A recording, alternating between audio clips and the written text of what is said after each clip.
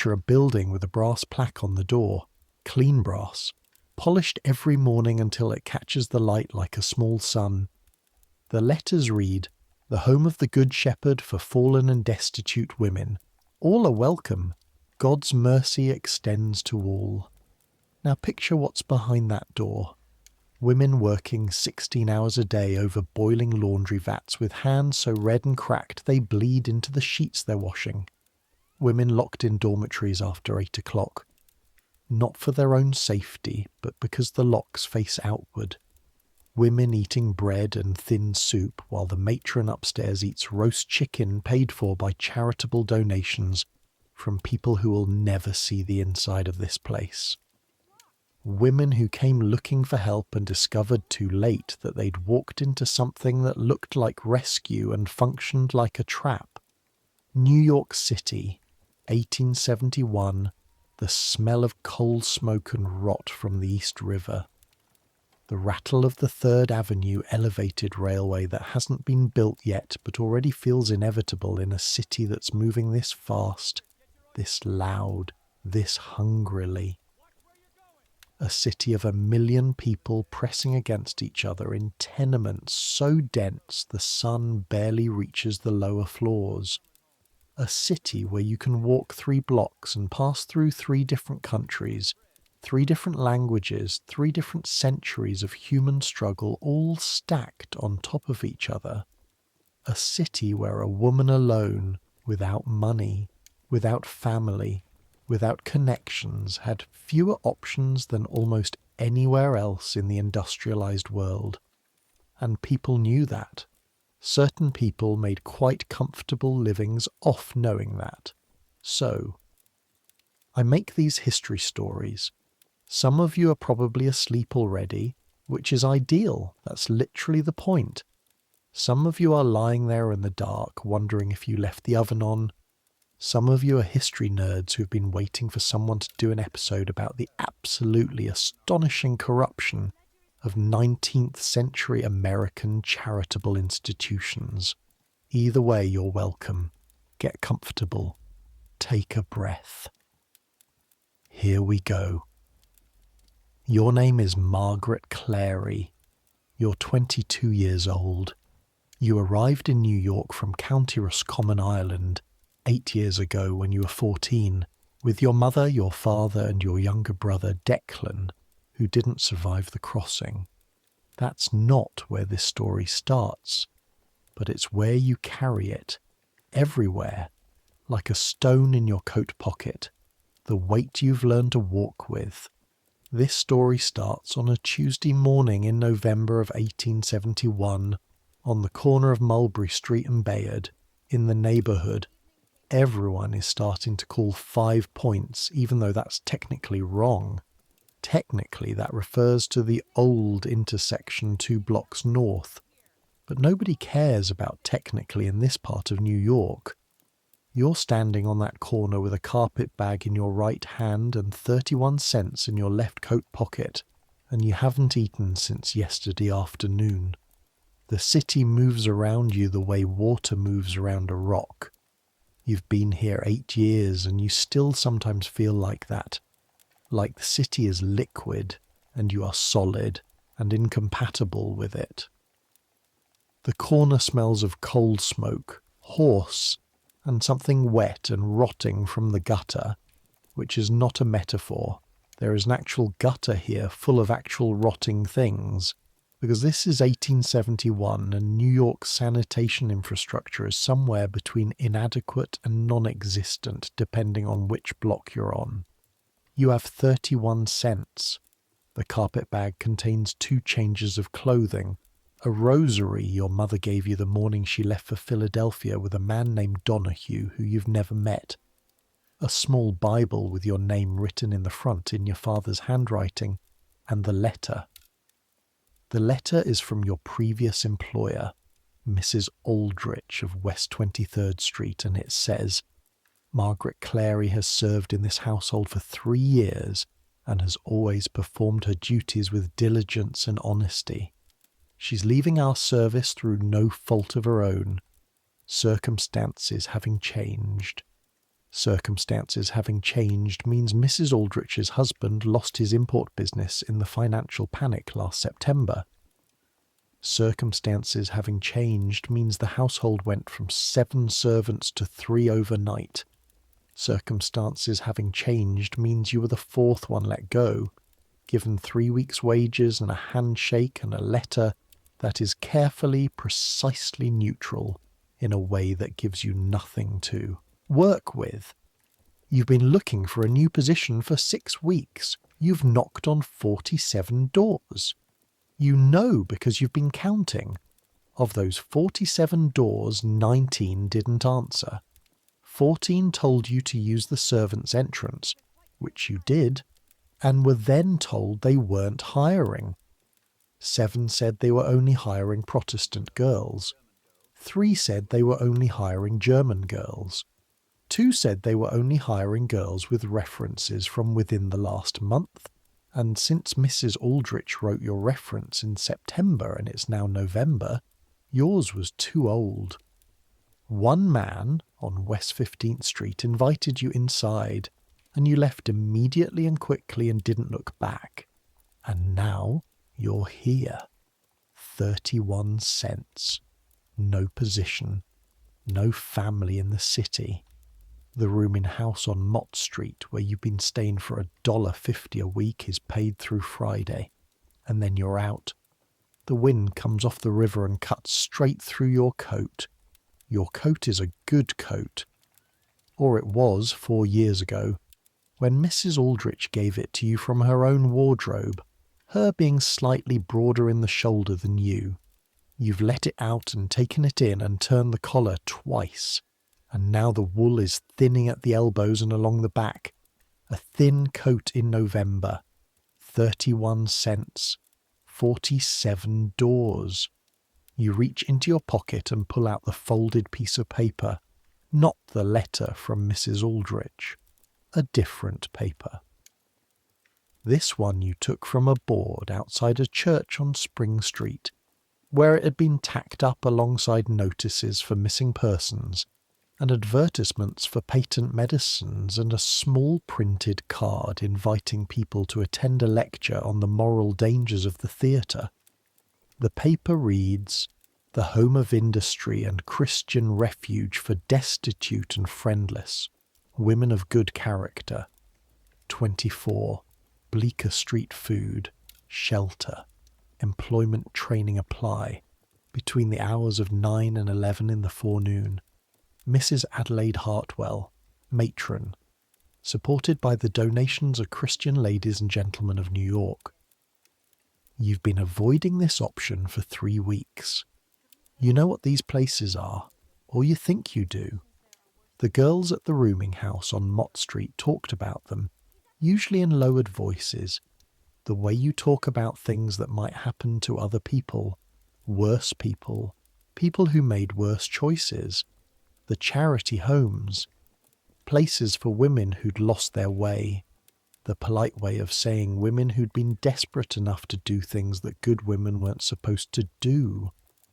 You've never done any of those things. You're a woman of good character. The paper says so right there. Women of good character. And 31 cents is 31 cents. You fold the paper back into your pocket. You pick up your carpet bag. You walk toward Bleecker Street.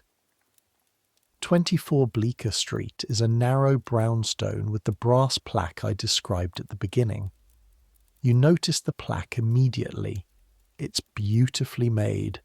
Someone spent money on that plaque. It catches the morning light and throws it back at you with quiet confidence. There are 4 steps up to the door. The stone of the steps is clean. The edges sharp, no moss in the corners. Someone sweeps these steps every morning. You stand at the bottom for a moment, carpet bag in hand. The street is busy. A coal cart rattles past, the driver hunched inside his coat. 2 women in good wool skirts walk quickly in the other direction, not looking at the building you're standing in front of. A boy runs past selling newspapers, his voice cracking on Tribune and coming back down on Herald. like his body hasn't decided yet what pitch it wants to settle at. You go up the 4 steps and knock. The woman who opens the door is small and tidy. She's perhaps 50, with grey hair pinned flat and a plain black dress with a white collar so stiff it looks like it was starched this morning. She looks at your carpet bag, then at your face, then at the space slightly above your head, as though checking for something she expected to find there. "Come in then," she says. Her voice is not unkind. It is also not warm. It's the voice of someone who's made a decision to be professional and has stuck with it for so long that professional has become her only setting. You step inside. The smell hits you. Not bad. Not what you expected. Lye soap, very strong. The kind of clean smell that means someone is working hard nearby to produce it. Beneath that, cooking smells. Boiled cabbage, something starchy. And underneath that, barely detectable, something older. Damp wood, perhaps. The particular mustiness of a building full of bodies that's been closed up against the cold. The hallway is narrow and well lit from a window at the end. The walls are painted a pale grey-green that might have been cheerful once and has faded to something more institutional. There are 2 framed prints on the walls, one showing a pastoral landscape with a quote from Psalms beneath it, one showing a woman in modest dress kneeling in prayer with a beam of light coming from above left. Both prints are exactly level. Both frames are free of dust. Someone keeps this hallway very clean. "Wait here," the woman says. She goes through a door to the right and closes it. You stand in the hallway with your carpet bag and look at the prints and listen. From somewhere deeper in the building you can hear the sound of women working. Not talking, just working. The rhythmic slap of wet laundry being beaten. The hiss of a pressing iron. Faint but continuous. The sound of labour in a building that is very serious about labour. You have time to notice these things because you wait for 14 minutes. You count them by the clock on the wall at the end of the hallway, which ticks with calm authority and shows 9:43 when you arrive and 9:57 when the door opens again. The woman comes back. Behind her is another woman, taller, broader, with the kind of face that was probably pleasant once and has been compressed by years of disapproval into something harder to read.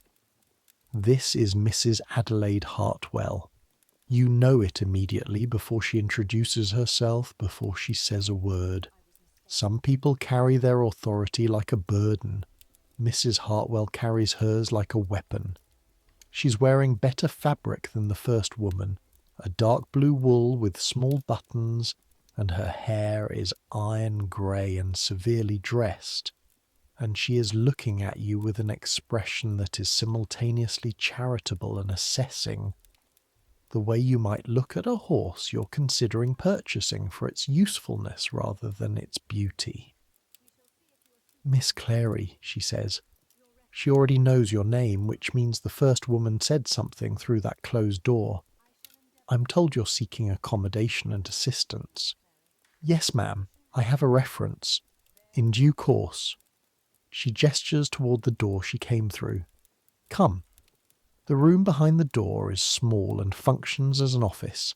There is a desk, 2 chairs, a shelf of ledgers, a small fire in the grate that does just barely enough to call itself heating.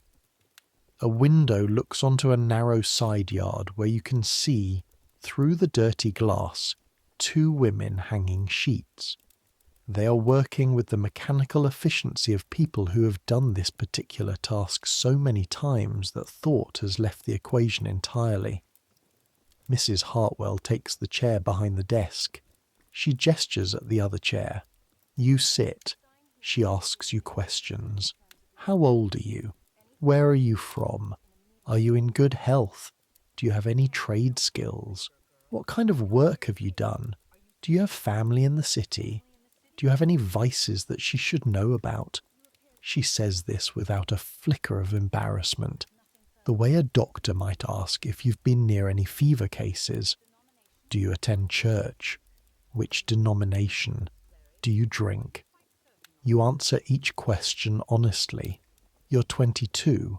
You're from Roscommon originally, but you came to New York at 14 and have lived here since. You're in good health. You have no trade beyond domestic service.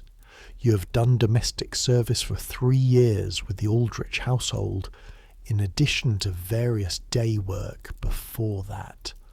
You have no family currently in the city. You have no vices. You attend Mass at St. Patrick's on Mott Street when you can. You do not drink. Mrs. Hartwell writes things in a ledger as you speak. Her handwriting, glimpsed upside down across the desk, is very small and very exact. When you're finished, she sets down her pen. The Home of Industry and Christian Refuge provides accommodation, meals, and training in useful domestic skills for women in your situation, she says. In exchange, the residents of the home are expected to contribute their labour to the operations of the home. Laundry is our primary work. We take in washing from private households throughout the city. The proceeds support the home and allow us to continue our charitable mission. She says this last part the way someone reads from a prepared statement, carefully, without variation. Residents are housed in the upper dormitories. Meals are provided 3 times daily. There are house rules, which you will be given a copy of. The rules are not punitive. They exist for the order and safety of the household. You nod. You may stay for up to 12 months. During that time, we will assist you in finding suitable employment. Our referrals are well regarded by Christian households throughout the city. You nod again. Do you have any questions? You have a question. You ask it carefully. What is the cost, ma'am, for the accommodation and meals? Mrs. Hartwell looks at you. There is no cost, she says. This is a charitable institution. We ask only for your labour and your compliance with house rules. And the thing is, in this moment, standing on the edge of November with 31 cents and 4 days until you're on the street, that sounds like the most beautiful sentence you've ever heard. No cost, just your labour and your compliance. You say yes. The room where you will sleep for the next 11 months is on the 3rd floor of the building, in a dormitory that contains 9 iron beds arranged in 2 rows with a narrow aisle down the middle. The iron beds are painted black. Each has a straw mattress, 2 grey wool blankets, and a flat pillow that has been flattened by so many heads, it's more of a suggestion of a pillow than an actual pillow. At the foot of each bed is a small chest for personal belongings. The chests have locks, but you notice as you're shown around that 2 of them are missing their keys. The dormitory smells of straw and wool and the faint chemical sharpness of lye that seems to permeate the entire building. It is cold. Not dangerously cold, but the kind of cold that makes you keep your coat on while deciding whether to take it off. There are 7 other women currently in the room. 2 are out working. 5 are in their beds, which is unusual because it's 10 in the morning, but there's a reason for that you'll learn about shortly. One of them looks up when you come in with Mrs. Hartwell and the small, tidy woman whose name turns out to be Miss Pringle, and who functions as a sort of deputy matron with less authority than Mrs. Hartwell and more authority than everyone else. The woman who looks up at you is perhaps 30, with a broad face and dark circles under her eyes so deep they look like bruises. She doesn't say anything. She just looks at you with an expression that is hard to read and then looks back at the ceiling. Mrs. Hartwell shows you your bed, the 4th one on the left. She shows you the chest. She shows you the washroom at the end of the hall, which has 2 basins and a single piece of soap on a dish that is already worn down to a sliver. She shows you the house rules, printed on a single sheet of paper. No visitors without written permission from the matron. No leaving the premises between the hours of 8 p.m. and 6 a.m. No alcohol, cards, dice, or other games of chance. No vulgarity or profanity. Attendance at Sunday chapel is compulsory. Meals are served at 6 a.m., 12 p.m. and 6 p.m. Tardiness to meals forfeits the meal. Work assignments are made by the matron and not subject to negotiation. Any disputes are to be addressed in writing to the matron. Residents who do not comply with house rules may be asked to leave. You read the rules. They seem reasonable. Strict, but reasonable. You put your carpet bag in the chest and sit on the edge of your bed and feel the straw mattress compress under your weight. It's better than you feared. Firmer than the mattress at Mrs. Aldrich's, which was also not a good mattress. One of the women in the beds near the window shifts and coughs. The cough is deep and wet, the kind of cough that takes up a lot of room in a room this size. The woman beside her, slight and dark-haired and probably not more than 18, puts a hand on the coughing woman's back without looking up from whatever she's doing with her hands. Sewing, you think, mending something, though in the low light of the dormitory window it's hard to tell. Miss Pringle leaves. Mrs. Hartwell leaves before that. You're alone with 7 other women in a dormitory on Bleecker Street in November, with 31 cents in your pocket that suddenly feel very small. The woman with the broad face and dark circles sits up. You're new, she says. It's not a question. It's the least surprising observation anyone has ever made. Just arrived, you say. Maggie, she says. Not a question this time either, but a statement as though she's decided your name. Margaret, you say. But yes, Maggie's fine. She nods. Bridget Walsh. I've been here 4 months. She says 4 months the way someone says 4 years, with that particular weight that means you've stopped measuring optimistically. Is it? You start. It's not terrible, she says, cutting you off before you can finish the question. The food's not much. The work is hard.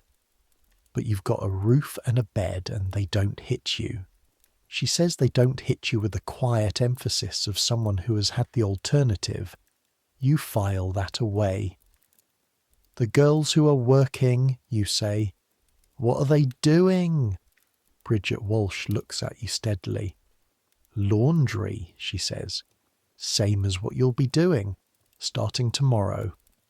And the ones in bed? She glances at the woman with the cough. Hannah's sick. Mrs. Hartwell's waiting to see if she gets worse before calling a doctor because doctors cost money. Pause. And the others are in bed because they're exhausted. She lies back down, which you'll understand soon enough. She closes her eyes. You sit on the edge of your bed for a while longer. You listen to Hannah cough. You listen to the distant, continuous sound of laundry being worked in the floors below. You take out your 31 cents and count them again. Still 31. You put them back. Dinner is at 6, as the rules promised. The dining room is on the ground floor, a long narrow room with 2 tables running the length of it, benches on either side.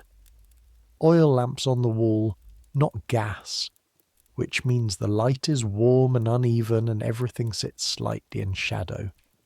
The walls are white and bare except for a painted text above the door. The Lord will provide for those who labour in his name. There are currently 19 women in the home. You see them for the first time here, gathered for the evening meal. They are... The word that comes to you is various ages, various states of dress, various degrees of the particular tiredness that comes from physical labour. Most of them look 20 to 40. There is one woman who might be 50, with white hair and very straight posture, and the air of someone who has made peace with her situation in a way that is either admirable or terrible, depending on how you look at it. There is one girl who cannot be more than 16. You keep looking at her through dinner without meaning to. She sits very still and eats very quickly, like an animal that's learned to be efficient about the parts of life that matter.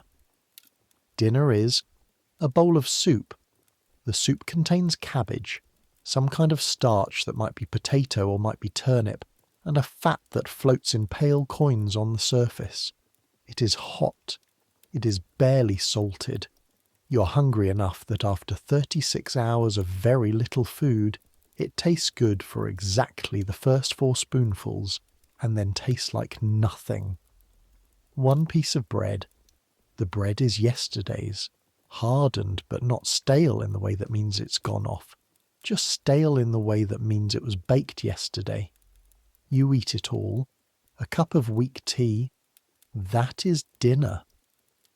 You look at the woman across from you, a tired-looking woman in her 30s named, you'll learn later, Catherine Dowd, who came from Galway 3 years ago and has been here since spring. Catherine Dowd is eating her soup with the focused attention of someone who knows that you have to eat even when you don't want to, that the body doesn't negotiate, that you need the fuel regardless of what you think of the meal. Is it always like this? You ask quietly. She glances up at you. The soup? The dinner? Sundays there's meat, she says, or there's supposed to be. Sometimes it's more fat than meat. But it's enough? She considers this seriously, the way the question deserves to be considered. It keeps you working, she says finally, which is not quite the same thing as enough, but it's close enough for now. Mrs. Hartwell presides from the head of the table nearest the door. She does not eat with the women. You notice this and file it away too. She stands near the door with a small notebook and watches. Occasionally she writes something down. You wonder what she's writing. After the meal, there is 15 minutes for personal time. The rules say so. And then the evening chapel reading, which is mandatory and lasts half an hour. The reading tonight is from Proverbs and is delivered by Miss Pringle in a flat monotone that suggests she has read this same passage, or one very like it, so many times that the words have divorced themselves entirely from their meaning. The hand of the diligent will rule, while the slothful will be put to forced labour. You think, sitting on a hard bench in a cold chapel room in a charitable institution, while a woman reads you scripture about the virtue of labour. There is an irony here. You can feel it. It's just not quite in focus yet. At 8 o'clock, Miss Pringle locks the front door. You hear the bolt go home, a thick, heavy sound, iron sliding into iron, and the key turn. And then the sound of Miss Pringle's footsteps going toward the back of the building where the staff quarters are. In the dormitory, Bridget Walsh says nothing. Hannah coughs. The girl who might be 16 turns her face to the wall. You lie on your back on the straw mattress with your coat still on over your nightgown because the room is very cold, and listen to the city outside the window. New York at 8 p.m. in November doesn't go quiet. It shifts registers. The daytime noise, carts, vendors, crowds, fades and is replaced by something different. A different kind of movement. Denser, more purposeful.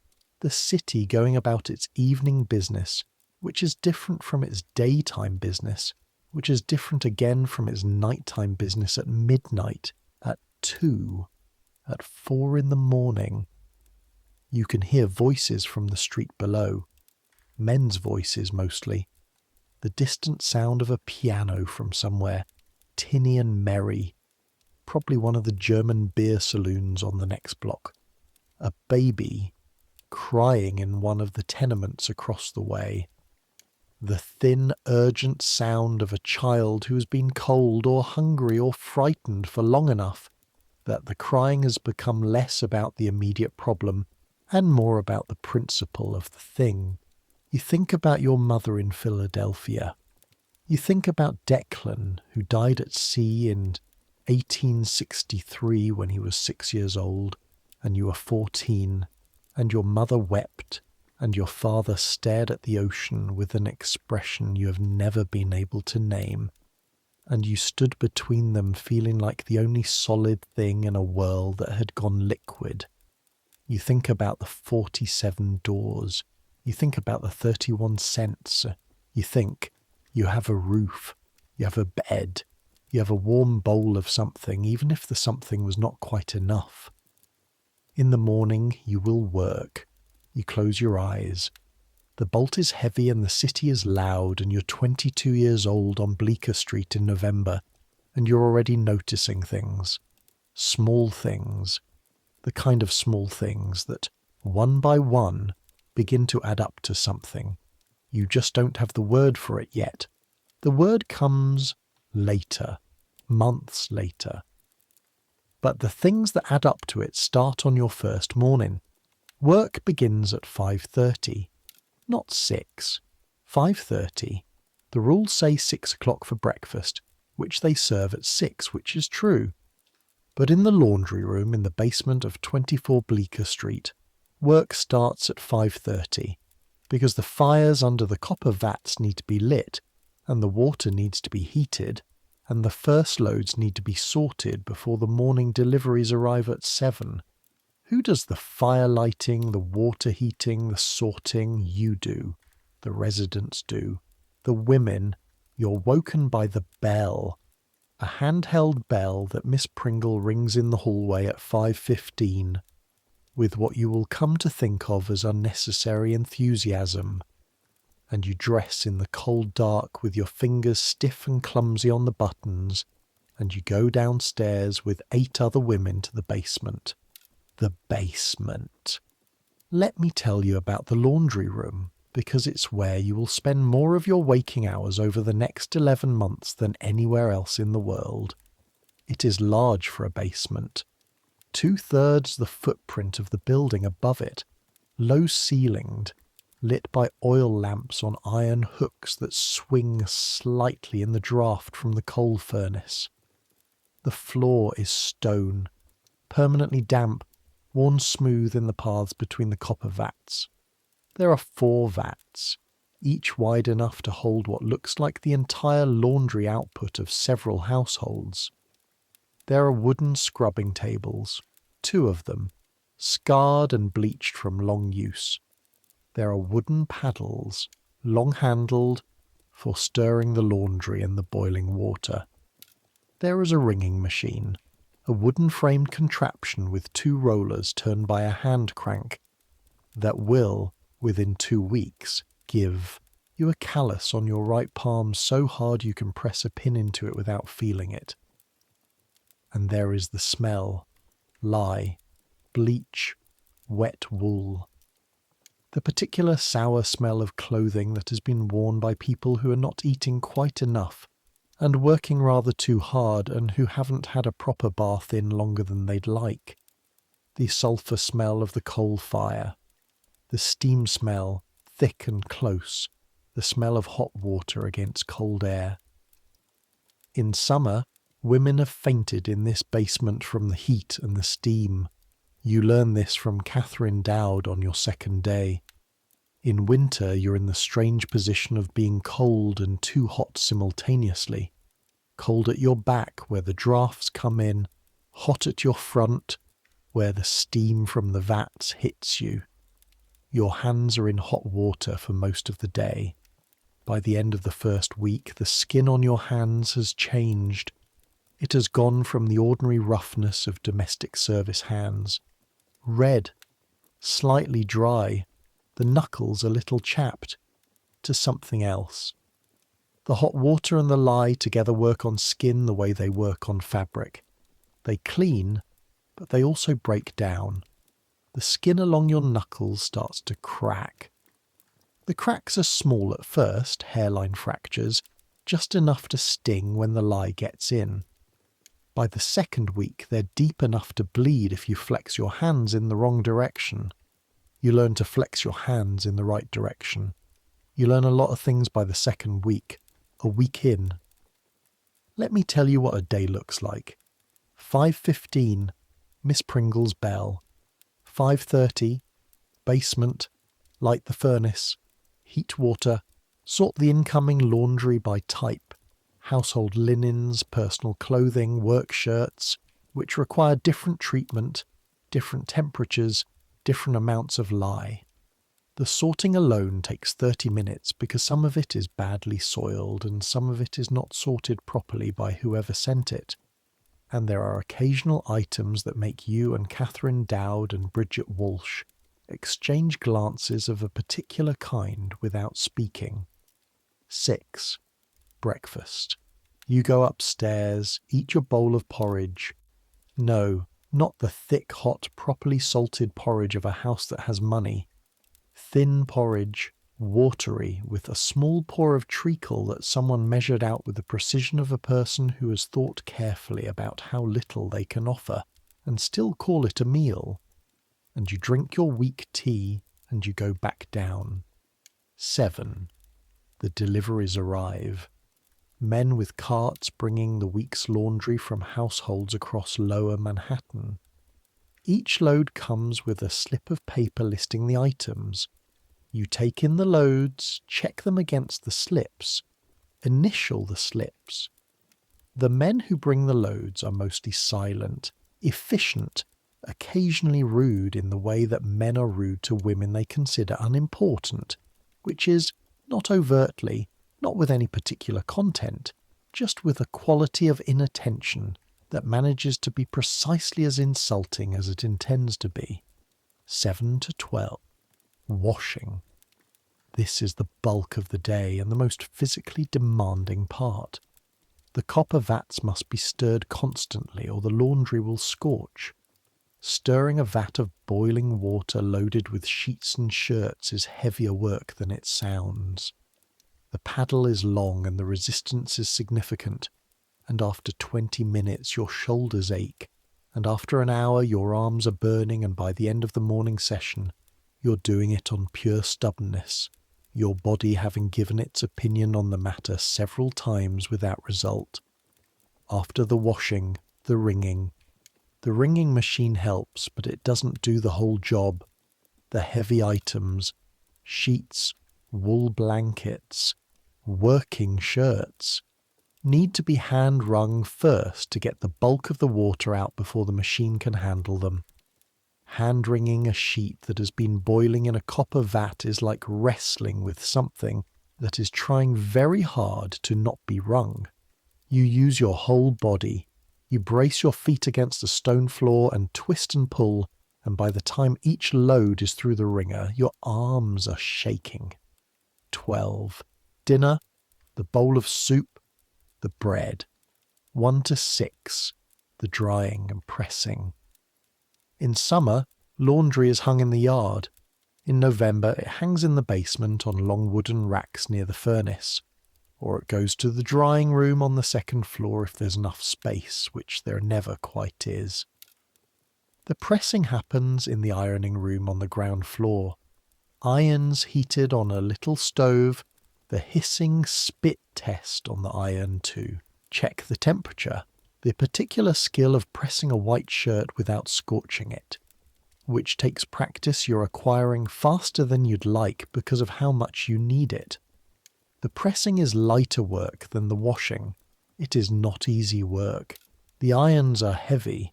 The heat radiates up from the stove. By the end of the afternoon your wrists ache from the pressure, and your face is flushed from the heat, and you smell comprehensively of lye and steam and your own effort. 6. Dinner. More soup, more bread. 7. The evening chapel reading. 8. The bolt. You have about 45 minutes between dinner and chapel that are nominally your own. You learn quickly what those 45 minutes mean to the women in the home. They mean sitting on your bed and doing nothing. That's it. Sitting and breathing and not lifting anything. The women who have been here longer than a few weeks have refined the art of the 45 minutes to a specific kind of suspended animation. Bodies present, minds elsewhere. The deliberate practice of rest as a skill. You thought you understood tiredness before. Domestic service is hard. You've scrubbed floors on your hands and knees. You've carried coal scuttles up 6 flights of stairs. You've worked 14-hour days for Mrs. Aldrich during the dinner party seasons when the household was at full stretch. That was not this. This is a different category of tiredness. A tiredness that comes not from working hard on a variety of tasks, but from working hard on the same tasks, the same movements, the same resistance, the same weight, over and over all day, every day, without variation and without end. By the end of the second week, you understand why Bridget Walsh has dark circles under her eyes that look like bruises. You have them too. 3 weeks in, you start to understand the money. This is something you piece together over time, not from any single source, but from various small observations that accumulate in your mind like water in a bowl. Observation 1. The laundry that arrives every morning. The delivery slips list the households. You see these slips. You initial them. Over 3 weeks of initialing, you come to know the names. Whitmore on West 13th, Henderson on Washington Square North, Van Dam on Lower 5th, Cartwright on Lexington and 31st. These are not poor households. You know this city well enough to read addresses as social codes. Washington Square North is very old money. Fifth Avenue is new money. Lexington in the 30s is solid upper middle. Merchants, professionals, the comfortable classes. The household sending laundry to the home of industry and Christian refuge are collectively not struggling. A household like the Whitmore house on West 13th would, in normal circumstances, pay a laundress. A real laundress, a professional, working from her own premises, would charge. You've done the arithmetic in your head on slow afternoons. Perhaps $2 to $3 a week for the volume of laundry you see coming from each of these accounts. 19 women work in 6 days a week. 20 or more accounts.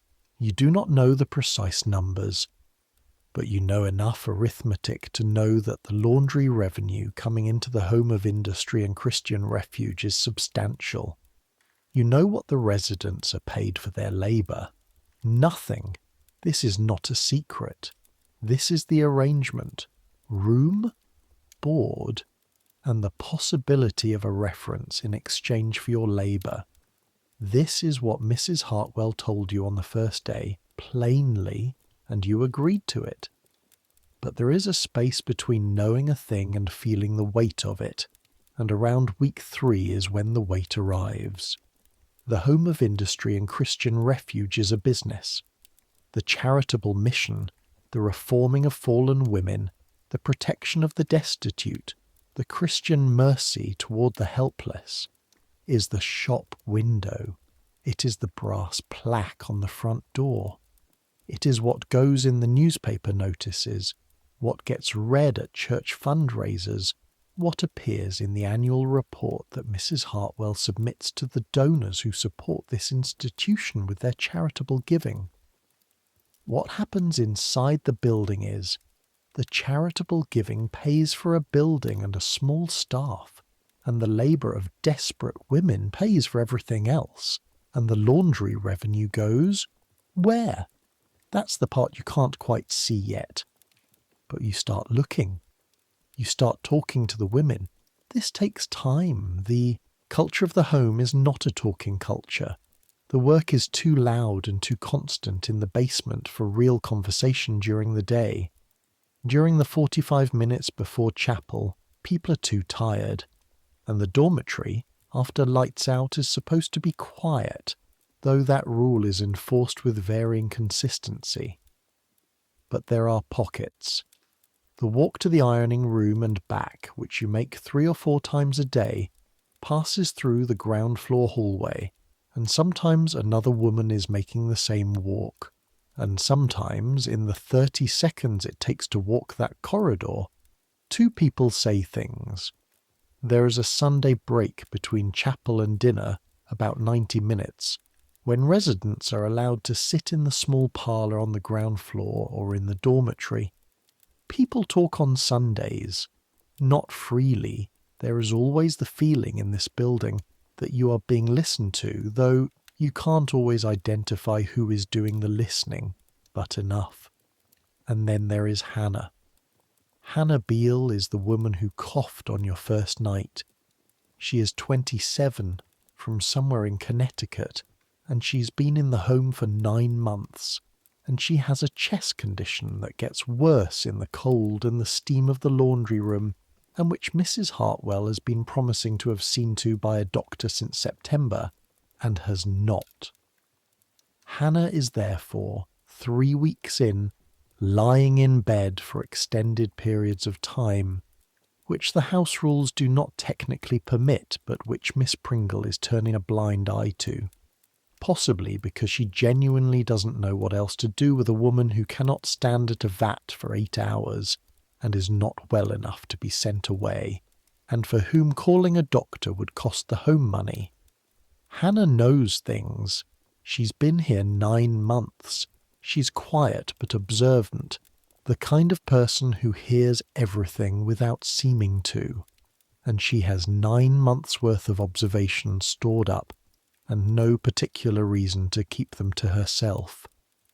You bring her food when you can. Not much. There isn't much to take, and taking it risks your own dinner.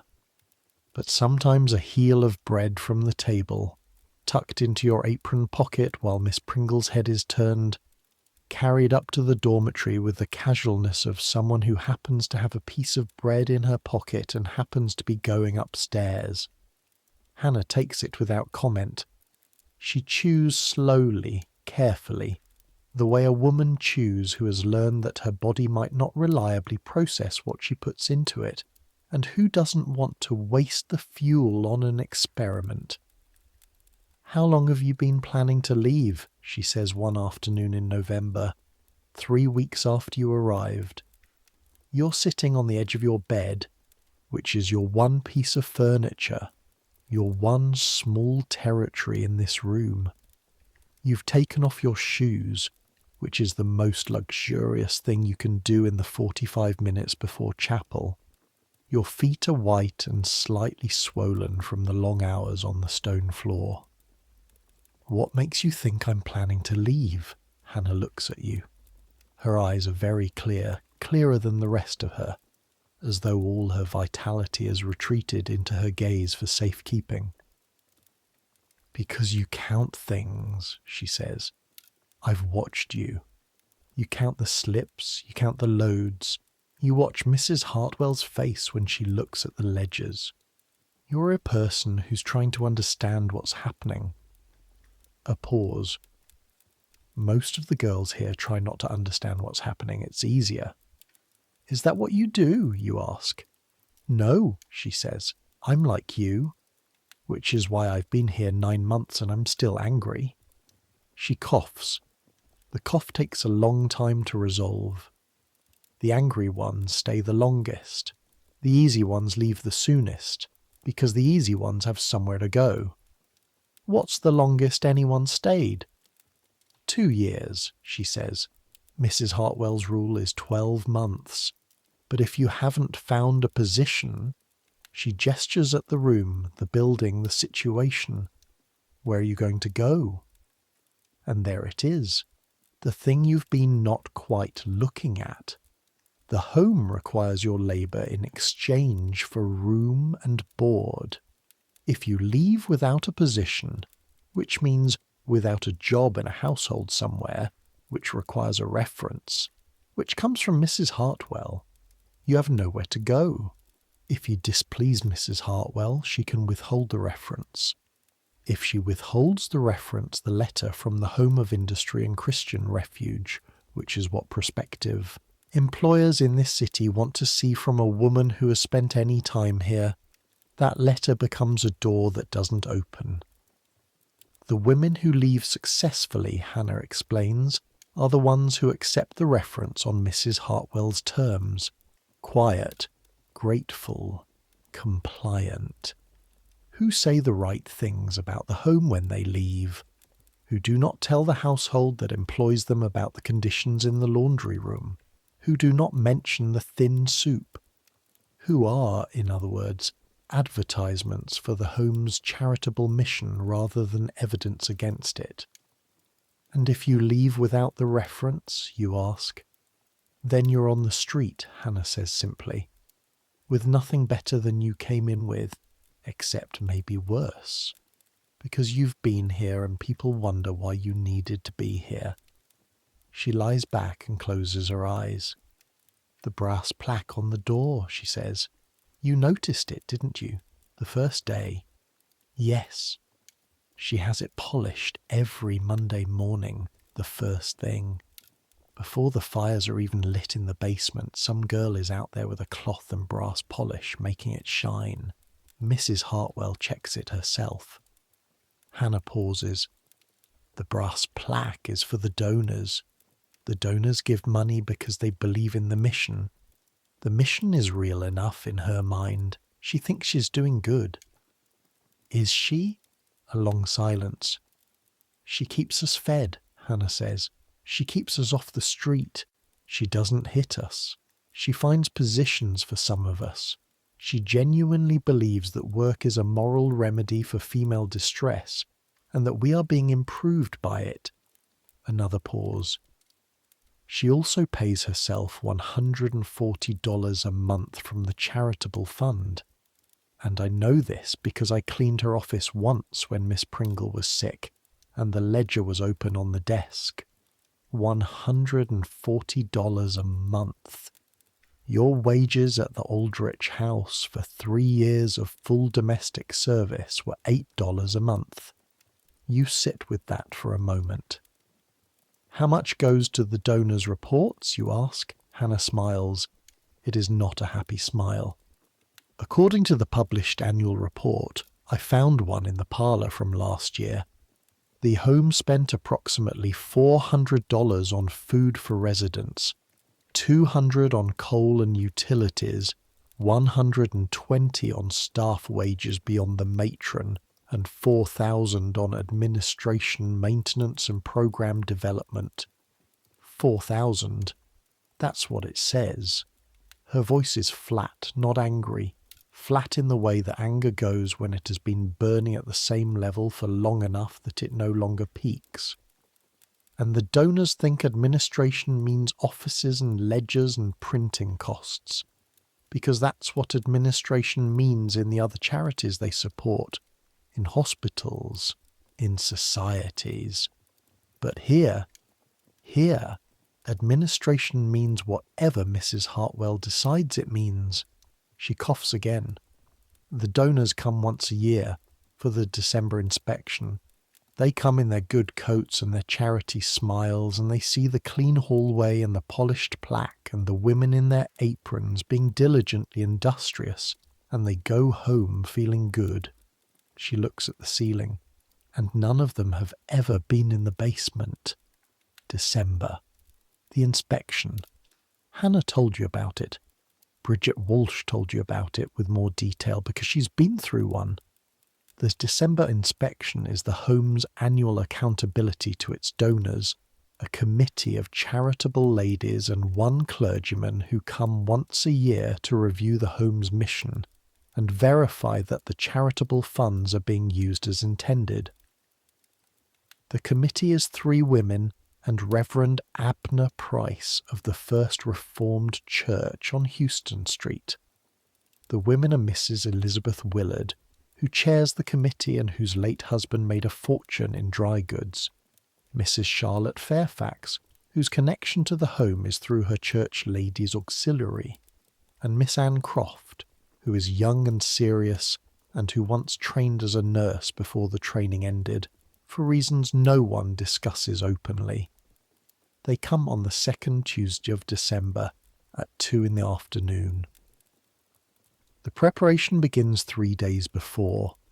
The hallway is repainted, not fully, there isn't time, but touched up where the grey-green has chipped.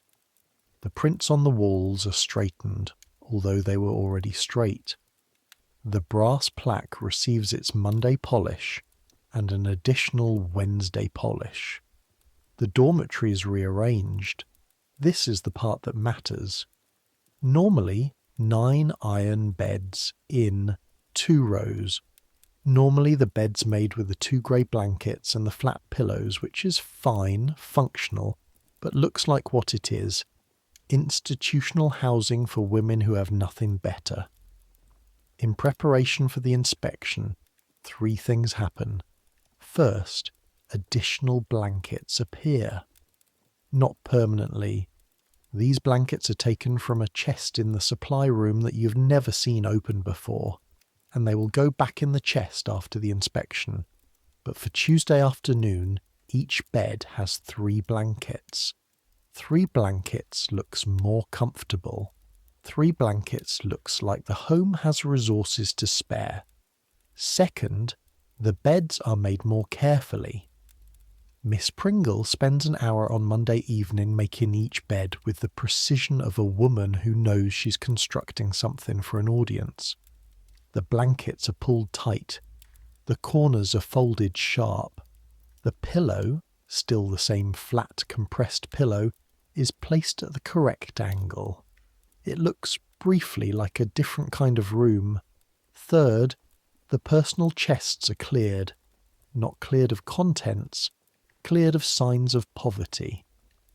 Bridget Walsh explains this to you with the resigned specificity of someone telling you about a routine they find offensive but have learned to comply with. Mrs. Hartwell will come around on Monday evening after supper, Bridget says. She'll look at each woman's chest. Anything that looks too poor. Mended clothing that's been mended too many times, worn out shoes. Anything that says these women don't have enough goes in the supply room for Tuesday. It comes back Wednesday. She hides evidence of what we don't have, you say. Bridget looks at you.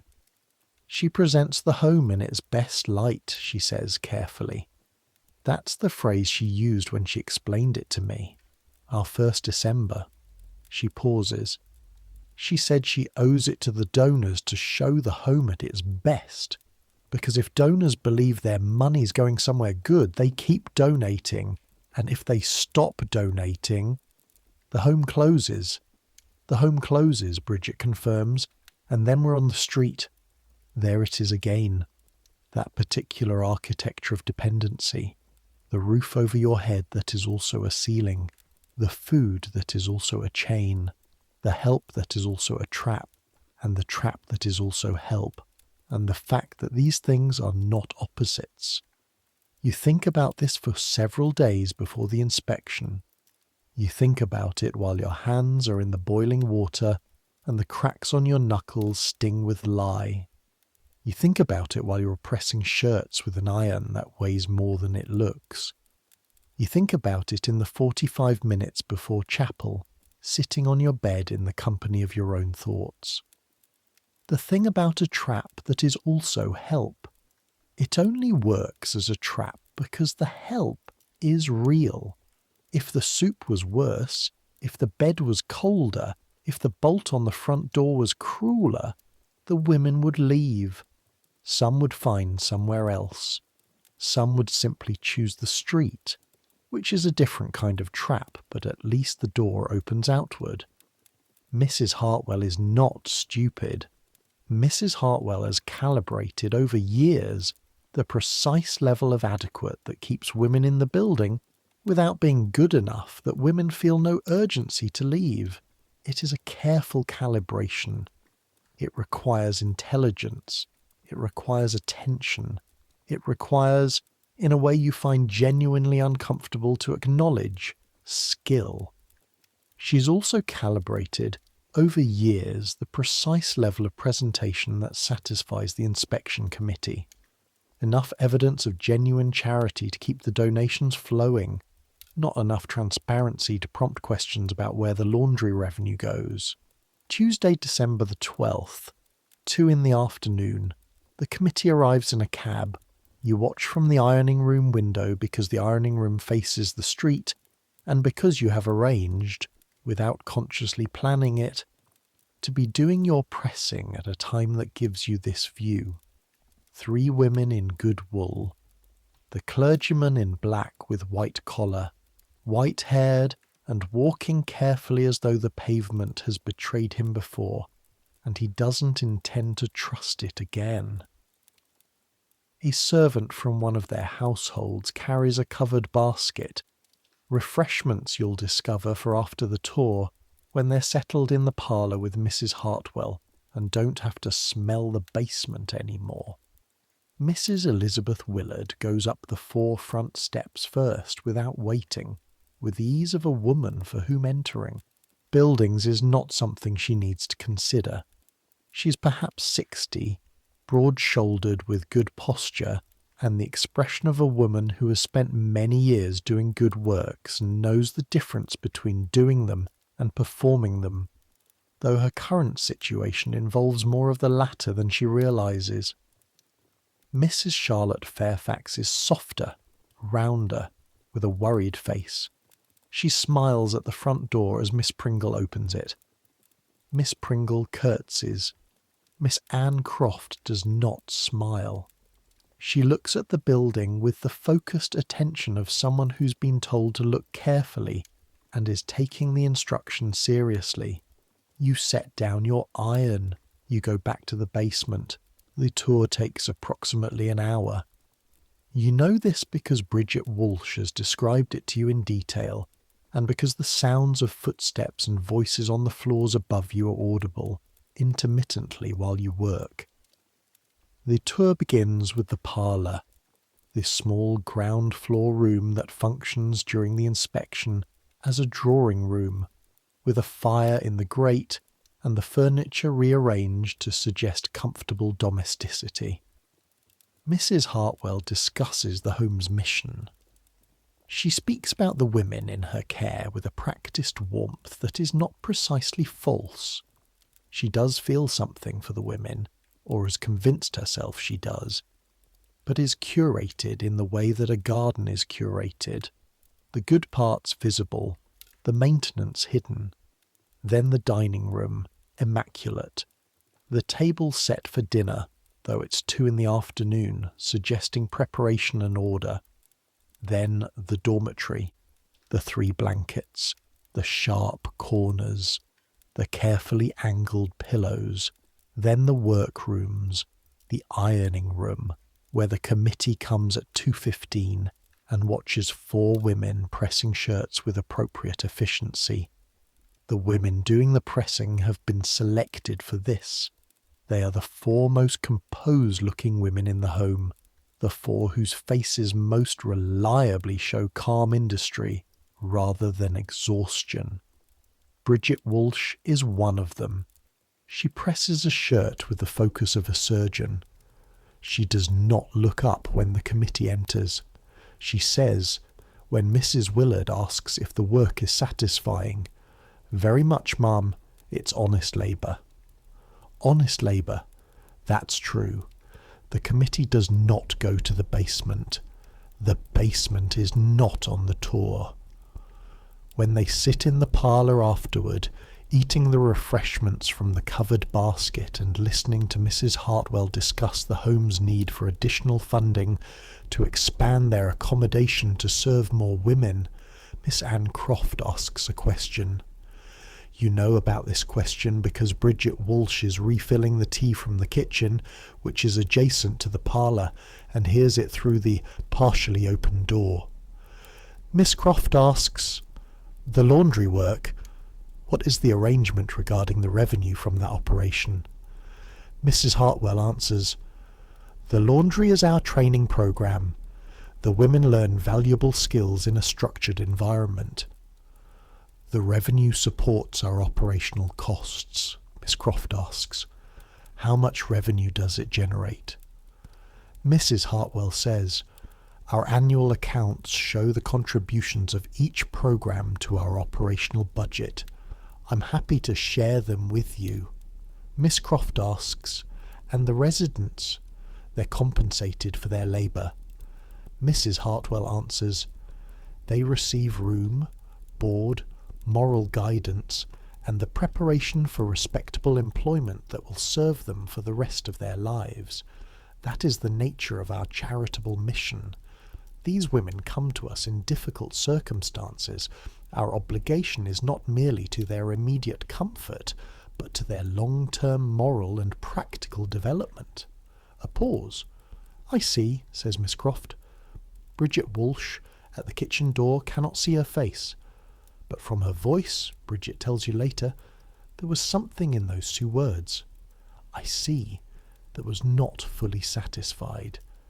Not quite satisfied, not quite willing to push further, in the way that someone who is new to a committee and not yet sure of her standing sometimes is not quite willing to push further when the senior members seem content. Mrs. Willard says something approving about the soup. She did not eat the soup. Reverend Price says something about the profound importance of industry as a path to moral renewal. Mrs. Fairfax says she hopes the women know how fortunate they are to have such a refuge. The committee leaves at 4 o'clock. Miss Pringle bolts the front door. In the supply room, the additionals, blankets are folded and returned to the chest. In the dormitory, the personal chests are restored to their normal state. Worn clothing, mended twice and 3 times, the small objects that constitute what a woman owns when she owns almost nothing. In the basement, the fires are still burning under the copper vats. January.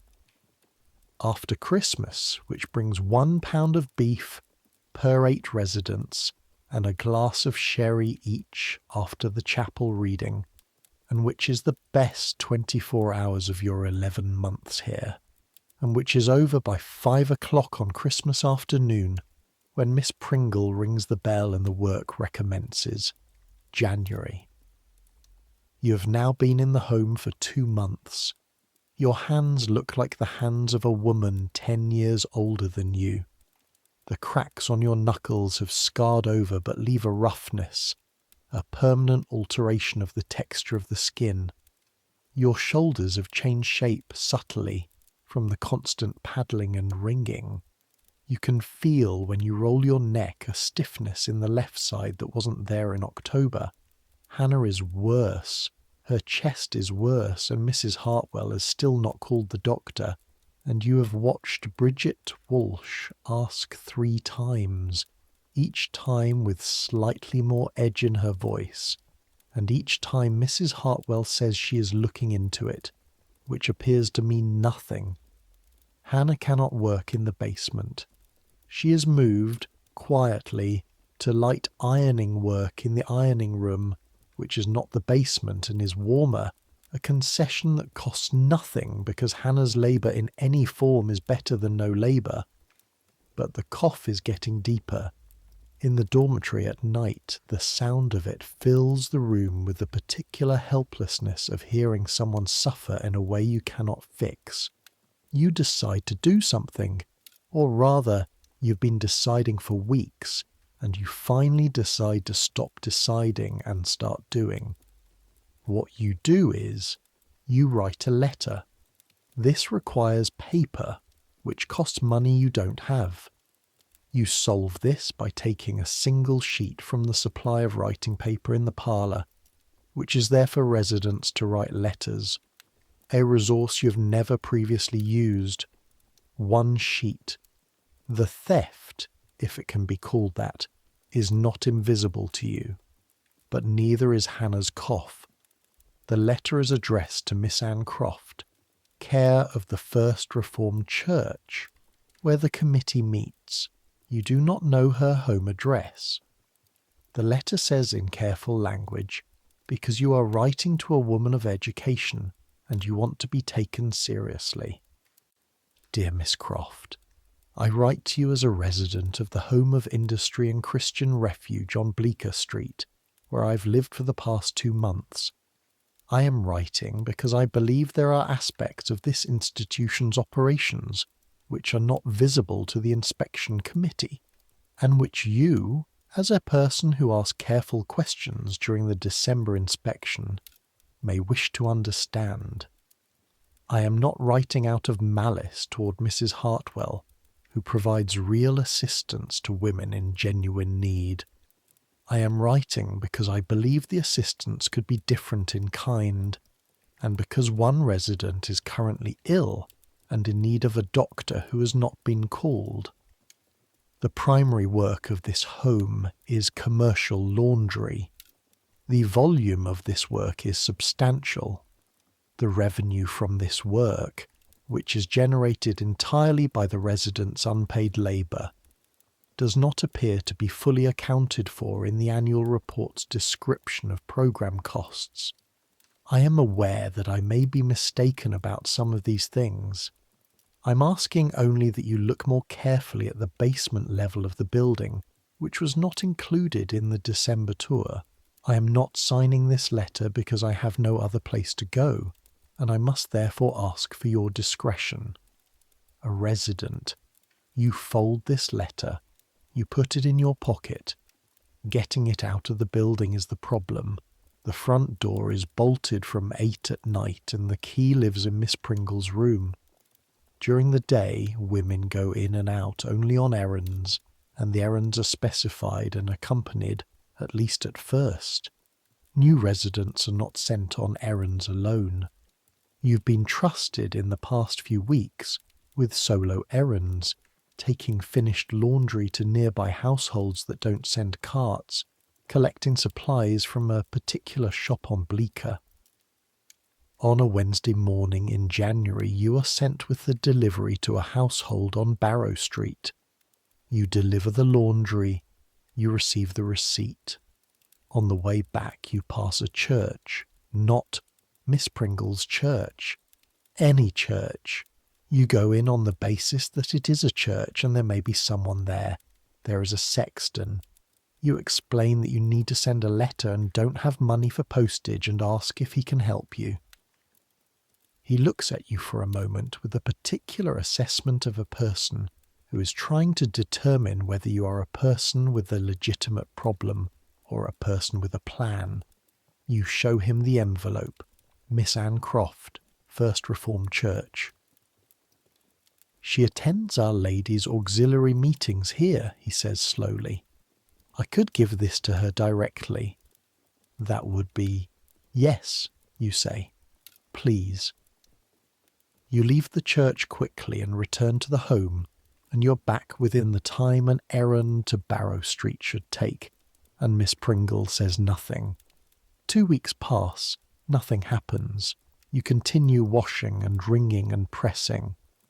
Hannah continues coughing. The soup continues to be thin. The bolt continues to lock at 8. You start to think you misjudged Miss Anne Croft, or that the sexton didn't pass the letter, or that she passed it along, but the committee as a whole chose not to act, because committees as wholes frequently choose not to act on things that would require them to acknowledge that something they've been supporting is not what they thought it was. And then, on a Thursday in late January, Miss Croft arrives unannounced. This has apparently never happened before. Miss Pringle answers the door and is visibly uncertain about what to do with an inspection committee member appearing without notice on a Thursday morning, which is not an inspection day, which is not planned, which does not appear anywhere in Mrs. Hartwell's calendar. Miss Croft is wearing a plain grey coat and a determined expression. She says she's here to see the home's operations and would like to begin with the laundry facilities. Miss Pringle says she'll need to let Mrs. Hartwell know. Miss Croft says, "Of course, I'll just wait," and begins walking toward the basement stairs. Miss Pringle says, "I'll show you." Miss Croft says, "Please, Don't trouble yourself. She goes down the basement stairs. You're in the middle of a load of household linens when she appears at the bottom of the steps. You're soaked to the elbows with water that was boiling 20 minutes ago and is still very hot. The room is steamed and close. The 4 other women working in the basement turn to look at the unexpected visitor with the particular expression of people who have learned not to expect good things from unexpected visitors, but who have not entirely stopped hoping. Miss Croft looks at the room. She takes it in. The copper vats, the dripping wooden paddles, the constant weight of steam, the stone floor, wet everywhere, with the deep cold coming up through the soles of your feet, even in your boots, the oil lamp swinging slightly in a draught, the smell that you've stopped noticing mostly, because when you live in a smell long enough it becomes simply the air. She looks at your hands. She looks at Hannah, who is at the light ironing table in the far corner, pressing slowly, with the careful movements of someone conserving energy. She says, "How long have you been working today?" "Since 5:30, you say, which is the truth, because it's now 9:42 in the morning. A silence. Then Mrs. Hartwell appears at the top of the stairs, behind Miss Croft, and says, "Miss Croft, how lovely to see you. I wasn't aware you were coming today." "No," Miss Croft says, "I know." And from the way she says it, carefully, without aggression, but with the absolute clarity of someone who has made up her mind about something and is now confirming what she expected to confirm, you understand that what's happening is not nothing. You don't know yet what it will become. You don't know whether a 25-year-old woman on an inspection committee for a minor charitable institution has enough standing to move anything that needs moving, or enough will, or enough time.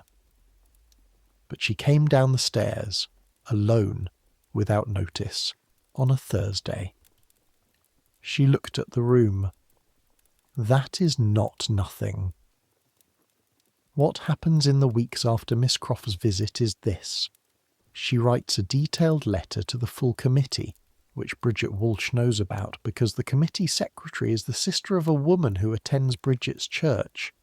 And information like this travels through networks that the people inside institutions like the Home of Industry and Christian Refuge are not supposed to have access to, but do. Because women in impossible situations learn quickly to build whatever networks they can reach. The committee calls a special meeting. Mrs. Hartwell is asked to provide full financial accounts, including a detailed breakdown of laundry revenue and its disposition. The accounts reveal, and this is where you're going to feel the thing that Miss Croft felt standing in the basement, and Mrs. Willard feels in the committee meeting, and that several newspaper readers will feel 3 months from now when a brief item appears in the Tribune under the heading Charitable Institutions, Questions of Accountability. The accounts reveal that over the past 3 years, the Home of Industry and Christian Refuge has generated approximately $11,000 in laundry revenue. Of that $11,000, approximately $8,000 has been listed as program costs. Of that $8,000, approximately $5,000 has been paid to entities controlled by Mrs. Hartwell herself, a supply company that turns out to be a company she owns under a different name, a building maintenance service that is her husband's cousin, an administration consultancy that is, on investigation, nothing. This is fraud. Not dramatic fraud. Not the fraud of the novels.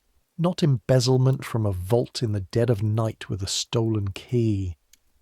This is small, methodical, documented, years in the making fraud, committed against charitable donors who trusted their money to a woman who genuinely believes she's doing good works, and who has therefore not experienced any discomfort about the money, because in her mind the mission is real, and her personal compensation for running it is simply the fair price of her expertise. This is not an unusual story. In the 1870s alone, a dozen similar institutions in New York City will face similar scrutiny. Most will not face consequences. Some will. The women inside them will move to other institutions or to the street or, if they're lucky and the timing works out, to positions that become available in the upheaval. For you, Margaret Clary, 22 years old, formerly of the Aldrich household on West 23rd Street, formerly of County Roscommon, Ireland, formerly of a ship where your brother died. The resolution is more immediate. Miss Croft, in the weeks following her basement visit, does a second thing. She speaks to Hannah Beale's situation specifically at the committee meeting, with the names and the dates and the documented refusals to call a doctor. She recommends that Mrs. Willard personally fund a physician for Hannah out of her own pocket immediately before any committee decision is made about the home's broader situation. Mrs. Willard does this. The doctor comes on a Wednesday in late February. He is a young man with a very serious face who examines Hannah for 45 minutes in the dormitory, while Miss Pringle stands at the door looking uncertain, and the rest of the floor quietly continues its work. He says Hannah has a serious chest inflammation, likely the beginning of consumption, which is the word nobody in 1871 says casually because it means something they all know it means, and that she needs rest and clean air and food, and not, under any circumstances, continued exposure to steam and lye fumes. He also says, and this he says to Miss Pringle, which means he says it to Mrs. Hartwell by the end of the hour, that the conditions in the basement are not appropriate for sustained labour by any person, that the ventilation is insufficient, that the exposure to lye compounds over extended periods is harmful to the lungs and the skin, and that he is prepared to say so in writing if the committee requests it. Miss Pringle says she will convey that to the matron. Hannah is moved to the infirmary room on the second floor, a room you didn't know existed before today, a small room with a single bed and a window that faces south and gets the afternoon light, which is the best light in the building and which has been used apparently as a storage room for most of the time you've been here. You visit Hannah in the infirmary room on the first evening after she's moved. You bring her the extra bread from dinner in your apron pocket. She's sitting up in the bed, looking at the window, at the last of the afternoon light going orange and gold before it fades. She looks lighter somehow. Not well. She is not well, and she will not be well for a long time, and the road back from what the doctor described is not a short road, but lighter than she's been in months. She'll lose the home, Hannah says, without turning from the window. Maybe, you say. Or she'll negotiate her way out of it, pay back some percentage, make promises. The committee will decide whether to make a scandal or accept the promises. She's probably right about that. This is how these things tend to work. Does it matter, you ask? Hannah turns from the window and looks at you. It matters to the next girl who comes up those stairs with 31 cents, she says, or it doesn't, depending on what they do with the information. You think about this for a moment. What would you do, you ask? She almost smiles. I'd write a letter to the Tribune, but I'm being very careful with my lungs right now. March. Spring arrives in New York with the particular aggression of a city that has been winter compressed for months. Suddenly louder smelling, the garbage that froze in December thawing with a frankness that hits you every morning when you walk outside and reminds you that the city is alive in ways that are not entirely dignified. The investigation of the Home of Industry and Christian Refuge is ongoing, which in practice means it is slow, which in practice means the home continues to function while it is being investigated, because investigations in 1871 have a pace that is not governed by urgency, but by the speed at which committees of charitable ladies can agree on things, which is approximately the speed of water through a cloth. Mrs. Hartwell is still in the building. The laundry still runs. The soup is still thin. But things are different, in the way that buildings are different when the people inside them know the structure may be compromised. People move more carefully, tread more thoughtfully, listen to the sounds the walls make. Several of the donors have stopped donating.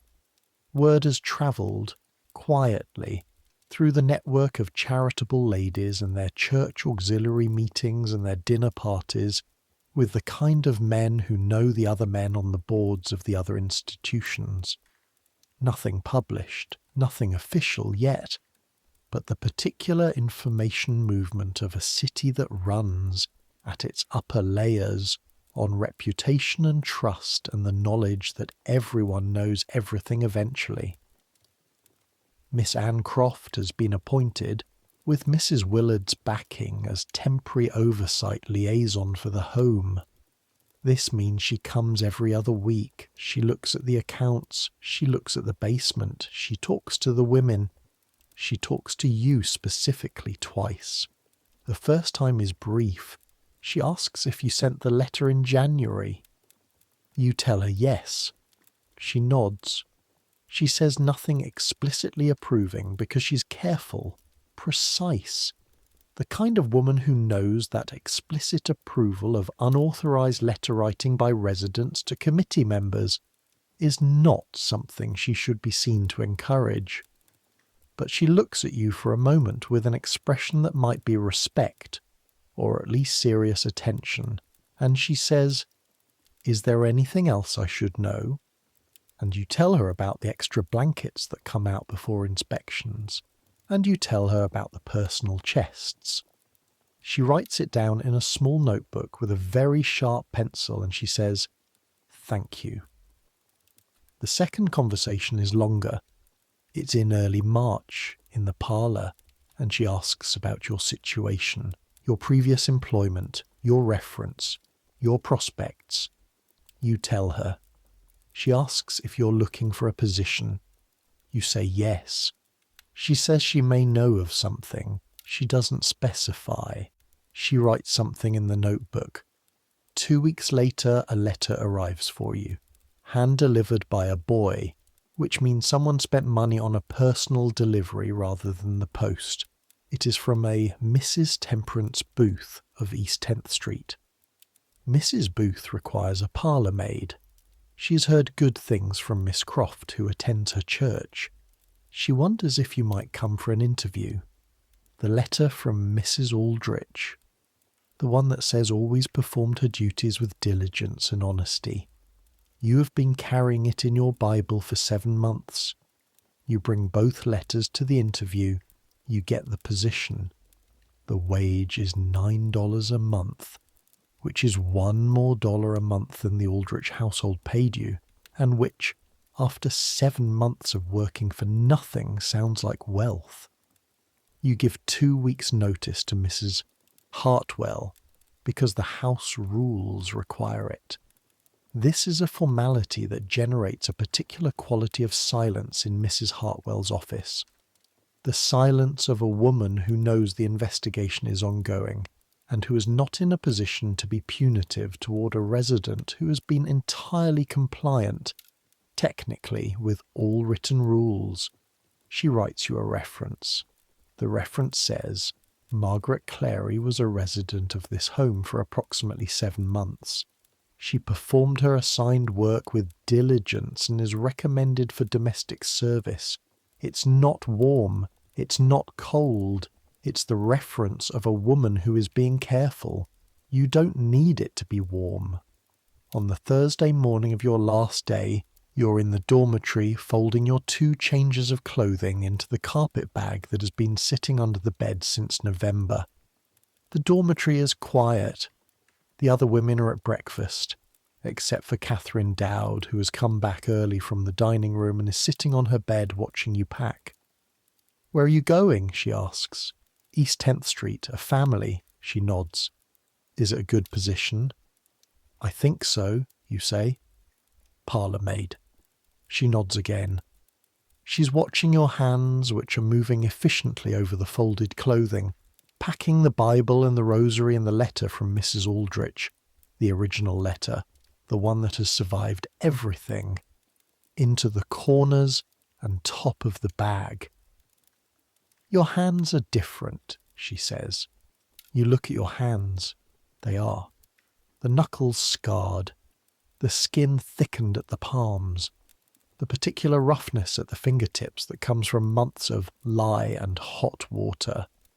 They are the hands of a woman who has done heavy work for a long time. "They'll soften," Catherine says. "Parlour-maid work is lighter." "Do you know that for certain?" She almost smiles. "No, but it makes sense." You close the carpet bag. You sit on the edge of the bed for a moment.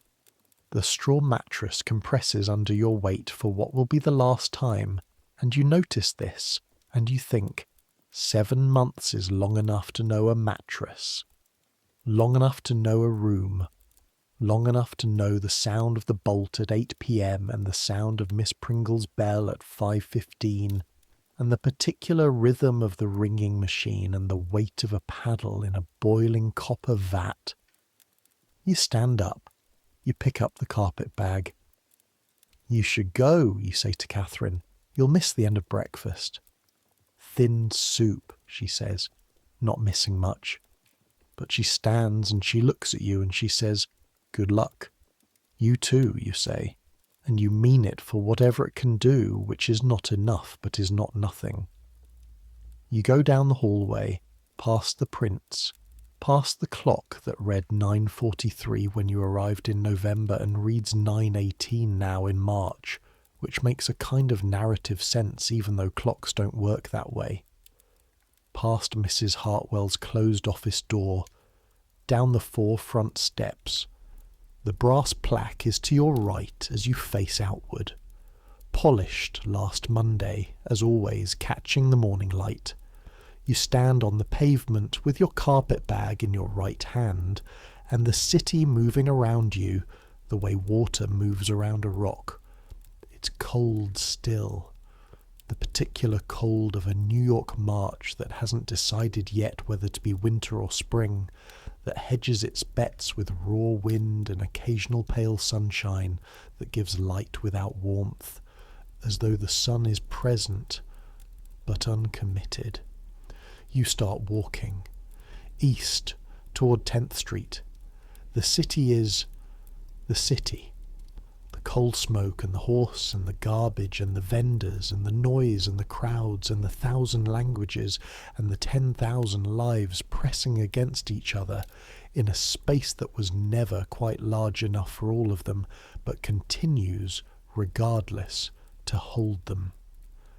A city where a woman alone, without money, without family, without connections, had fewer options than almost anywhere else in the industrialized world. A city where certain people made comfortable livings off that. And also a city where a young woman on an inspection committee went down a basement staircase with a serious expression and a small notebook and asked 3 careful questions, and where a sexton in an unnamed church passed a letter on a Thursday, and where a woman in an infirmary room with bad lungs looked at a window going orange and gold and said, with the flat certainty of someone who has been paying attention, "It matters to the next girl. Maybe, probably. You don't know yet. You won't know for months." The investigation of the Home of Industry and Christian Refuge will conclude in September with a finding of financial mismanagement, a repayment agreement, and the replacement of Mrs. Hartwell with a new matron. The home will continue under different management for another decade, with better oversight and slightly less thin soup and laundry revenue that is accounted for honestly, or more honestly, or at least more carefully. Hannah Beale will leave the home in April, taken in by a church family in Brooklyn who have a spare room and a Christian obligation, and the doctor's letter, which Miss Croft provided. She will recover slowly. Not fully, not ever fully, but enough. She will, in 1876, write a short account of her time in the home for a pamphlet produced by a women's charity reform organisation. The pamphlet is not widely circulated. It matters to approximately 200 people who read it. One of those people is a city alderman who uses it, among other things, in a committee argument for expanded oversight of charitable institutions. Miss Anne Croft will remain on the committee. She will, over the next 10 years, become one of the more effective voices in New York charitable reform circles. Not famous, not widely written about, but the kind of person who shapes things from inside rooms that history doesn't record in detail. Mrs. Adelaide Hartwell will move to Philadelphia. The brass plaque will remain on the door. New letters will be added. The building will continue to be a building. East 10th Street, a brownstone, brick-fronted, 3 stories, well-maintained in the way that comfortable households maintain themselves, not ostentatious, but nothing needing repair either. 4 steps up to the front door, no plaque. You knock at the servant's entrance. The cook opens the door. She's a large woman with flour on her hands and an appraising eye. She looks at you, your carpet bag, your coat, your face, the hands that are visibly not the hands of a woman who's been doing nothing. "Margaret Clary," she says. "Yes, ma'am." "Come in," she says. "Mrs. Booth's expecting you. I'll take you up." You step inside. The smell. Beeswax and cooking and coal and the faint floral note of something. A potpourri, maybe, in a bowl somewhere you can't see. Clean. Not the aggressive clean of institutional lie, but the settled clean of a house that is looked after. Your shoulders, which have been doing something they didn't used to do. A kind of preemptive tightening against what might come next. Relax by some small degree. Not fully, not yet, but some. You follow the cook upstairs. "I want to tell you something before we leave New York." The fake charity homes of the 19th century weren't unusual. They were a particular expression of a much larger problem, which was the problem of what happens when a society decides that helping desperate people is a virtue and then builds no systems for accountability, oversight, or verification. Charitable women, real women, women who genuinely believed they were doing good, poured time and money into institutions like the Home of Industry and Christian Refuge. Some of these institutions were run with genuine integrity. Some were run by people who started with genuine integrity and then found that the money and the power created a logic of its own, one that's easier to follow than to resist. Some were run by people who knew exactly what they were doing and simply never expected to be looked at too carefully. The women inside these homes were in a position that has a specific shape, and that shape is trapped by help, kept by the thing that's supposed to free you, dependent on a system whose stated purpose is your independence. This shape shows up in history with uncomfortable regularity, in workhouses, in asylums, in various kinds of institutions built on the idea that certain people, women, the poor, the sick, the deviant, the immigrant, the fallen, need to be managed for their own good. And management, when it has power over people who have nowhere else to go, tends towards certain outcomes regardless of the intentions of the manager. The best outcome at the Home of Industry and Christian Refuge for most of the women there was survive the months, get the reference, get the position, leave. Don't become Hannah. Don't be there long enough to become Catherine Dowd, who was still there when you left, still eating thin soup, still running out of reasons why now is the right time to find the door. The worst outcome was stay until you couldn't leave, until the city had forgotten you were there, until the months became years, and the years became a kind of residence, the building becoming the only container that felt like yours. New York in the 1870s was full of both kinds of women, and the brass plaque on the door, polished every Monday, catching the light, said nothing about which kind you'd become. It said only, all are welcome. There's a woman on East 10th Street right now, in your version of now, which is 2024 or 2025 and not 1871, or not exactly a woman on East 10th Street, but a woman somewhere, in your city, your neighbourhood, in a building with a plaque on the door that says something about hope and refuge and help. And somewhere behind that plaque, someone is running the numbers. Somewhere behind that plaque, there is a basement that is not on the tour. This is not a counsel of despair. It's a counsel of the thing Miss Anne Croft brought to a Thursday in January. Attention. The willingness to walk down the stairs. History is full of people who walk down the stairs, and also full of people who polish the plaque instead. You're in East 10th Street now.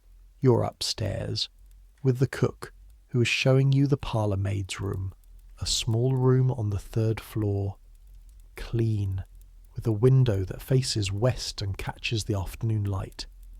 There is a bed, a proper mattress, one window with a curtain. The cook is talking. Instructions about the household, about the schedule, about which items in the parlour require particular attention. Her voice is practical and not unkind. Your carpet bag is on the floor by the bed. Your hands are on your knees and they ache a little, the way they ache every evening now, and probably will for a long time. The lye and the steam have left something in the joints, something that will fade in time but hasn't faded yet. You're tired in the specific way of someone who has been tired for a long time and has learned to carry it as ballast rather than burden. The west window, the afternoon light, the cook's voice, practical and not unkind. You are safe tonight. You are fed. You have a roof over your head that is not a ceiling. That's not nothing. That's not nothing at all. Outside, New York continues.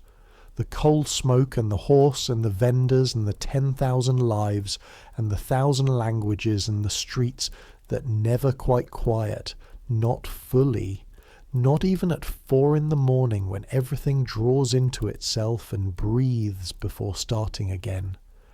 A city that holds everything, that grinds some people to nothing and lifts others to things they never imagined. The difference between the two, often, is a piece of paper, a letter, a conversation through a half-open kitchen door, a woman who went down the stairs and looked at the room.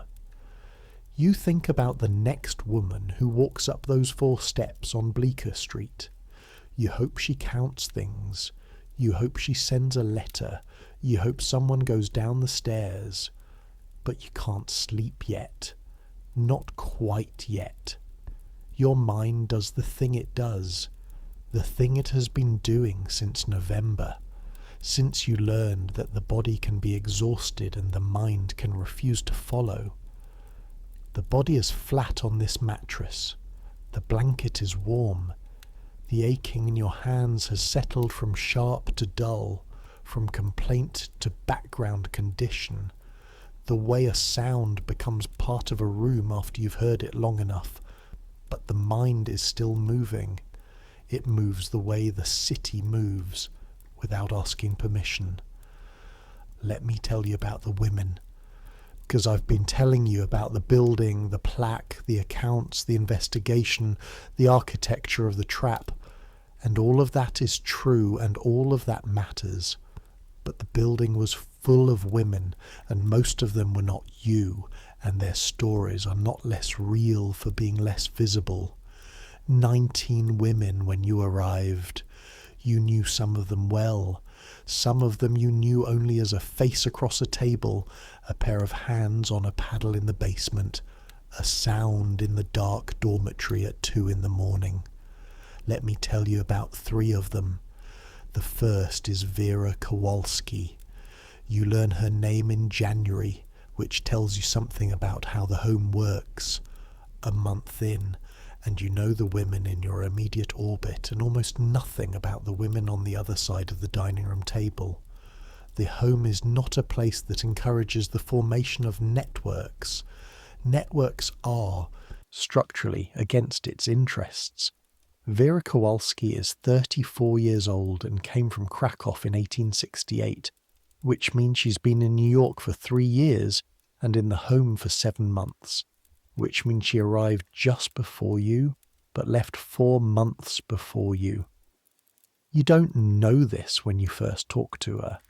You just know she's a solid, quiet woman with broad cheekbones and very dark eyes, who moves through the laundry room with an efficiency that makes the rest of you look tentative.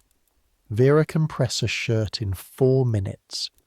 You know because you timed her quietly on a Wednesday afternoon when the ironing room was quiet enough to hear the clock. 4 minutes for a man's dress shirt. Your best time at that point was 8 minutes. You ask her how. She shows you. Not in words. Her English is functional but not elaborate, but in movement. The angle of the iron, the pressure of the wrist, the sequence, collar, cuffs, front panels, back, shoulders, sleeves, not randomly, but in an order that minimizes the need to reposition the garment, that follows the logic of the shirt's own construction. She learned this, she tells you, in a laundry in Warsaw before she came here. Before that, in a house in Krakow where she worked from the age of 13. You think, her hands are older than mine. They started this work when she was 13. You look at your own hands, which started this specific work in November, and already look like they've been doing it for years. You do not say this out loud. Some things are better left in the space where they live. Vera's situation in the home is this. She came in with no English, no contacts, and a reference from her previous position in New York that was written in a language Mrs. Hartwell cannot read. In the 7 months between her arrival and yours, she has learned enough English to manage the work. She has not, however, learned enough English to interview successfully for domestic positions in English-speaking households. Mrs. Hartwell's solution to this is to consider Vera an ongoing resident. Useful, productive, not yet ready for placement. Not yet ready for placement has been the answer for 7 months when you arrive, and will be the answer for 4 more months after you leave. You don't know this when you talk to her in January. You know it later from Hannah, who knows it from a woman named Ruth Devlin, who was Vera's neighbour in the dormitory before she left. Vera eventually finds her own way out. Not through Mrs. Hartwell's referral system, but through the network of Polish and German households in the blocks around Tompkins Square, through a neighbour who knows a family who needs someone who can do the laundry in a way that satisfies a German housewife's exacting standards. She gets the position in April. She does not say goodbye to anyone in the home except you, briefly, in the hallway on her way out. She presses your hand with her broad, scarred hand and nods once. You say, "Good luck." She says, in English, deliberately, like she is testing the weight of the phrase. Good luck also. She goes out the front door with her bag and does not look back at the building. You watch from the hallway window until she's gone from view. The second is a girl named Eloisa Ferris. Eloisa is the 16-year-old you kept looking at during your first dinner. She's not quite 16. She's 15 when you arrive, turning 16 in February, which she does not mention to anyone and which you only learn because you see her counting something quietly in the dormitory one evening and ask her what she's counting, and she says, without apparent emotion, the days until her birthday. You ask why she's counting days until her birthday. She says, with the flat factuality of someone who has said a thing so many times internally that it no longer has any effective weight. Because when I'm 16, I can sign my own indenture papers. Right now, the matron holds them because I'm a minor. Indenture papers. You hadn't known about those. You go to Hannah, who explains, some girls, particularly young girls, girls under 18 who come to the home without family, are signed in under a form of indenture. It's not illegal, or not quite illegal, or sits in a space the law hasn't clearly addressed. The matron becomes their legal guardian in loco parentis. They can't leave without her permission. They can't accept outside employment without her approval. Why would anyone agree to that, you ask? Hannah looks at you steadily. Because they're 15 years old and they have nowhere to go, she says, and the paper's put in front of them on the first day, and someone explains that it's a formality, just for their protection, while they're minors. A formality? Eloisa Ferris came from a charitable orphan home in Brooklyn that closed due to funding issues when she was 14.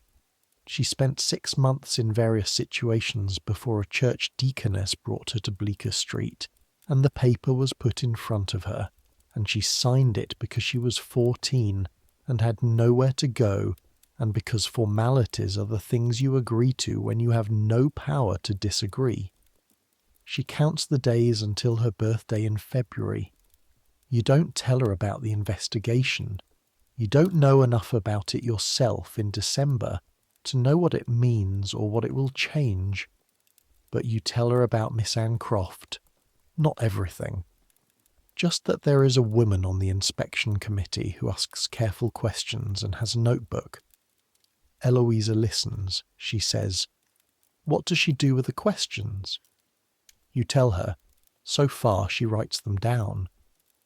Eloisa is quiet for a moment. "That's something," she says. "It is something." When February comes, Eloisa's 16th birthday passes on a Wednesday. You know because you counted with her quietly from your conversation in January. You find her at breakfast and say, very quietly, "Happy birthday." And she looks up at you with an expression that is not happy and not unhappy, but is something else, something that has considered happiness and decided it is irrelevant to the current question. The current question is, Miss Pringle brings a revised paper that afternoon, a paper for Eloisa to sign, now that she's 16, confirming her continued residency and work arrangement. Eloisa reads the paper. She is not an educated girl in the way that education means knowing Latin and the dates of battles. But she has been surviving by reading situations for her entire conscious life, and she reads this paper with the focused attention of someone who knows that the words in front of her are load-bearing. She says to Miss Pringle, "I'd like to think about it overnight." Miss Pringle says that's fine, of course. Take your time. Eloisa does not sign the paper. What she does instead is go to the parlour that evening during the free period and write a letter on the parlour writing paper to the last address she has for the church deaconess who brought her here. The deaconess, it turns out, has heard things The Charitable Women's Network again, the same one that carries information about investigations and committee meetings and questions asked in parlours. The deaconess comes to the home 3 days later and has a conversation with Mrs. Hartwell that you're not present for. Eloisa leaves on a Saturday morning with the deaconess, heading to a position with a family in the Bronx who need a girl to help with children and cooking. She stops in the hallway on her way out and looks at you. She says, "Thank you." You say, "I didn't do much."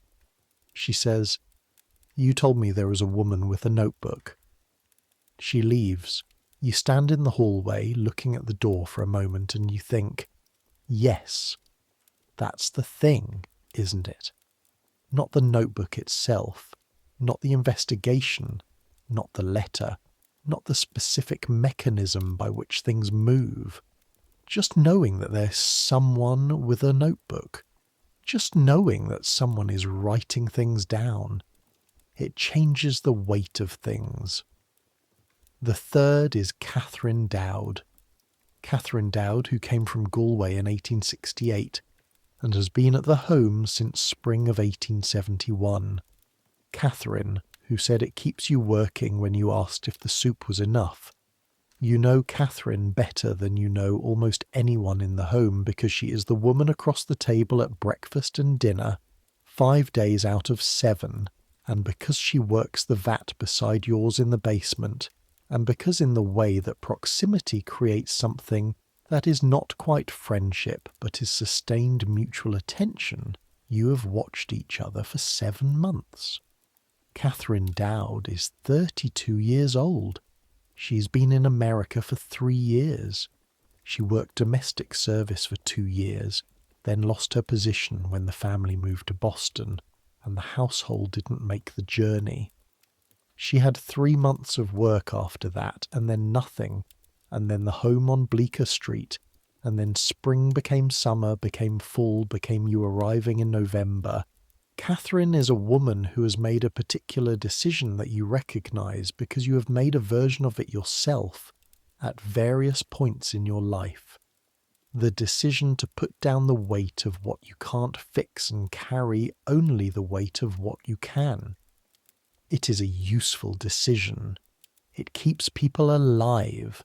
It also keeps people in places they should leave. Catherine is still there when you go. You know this.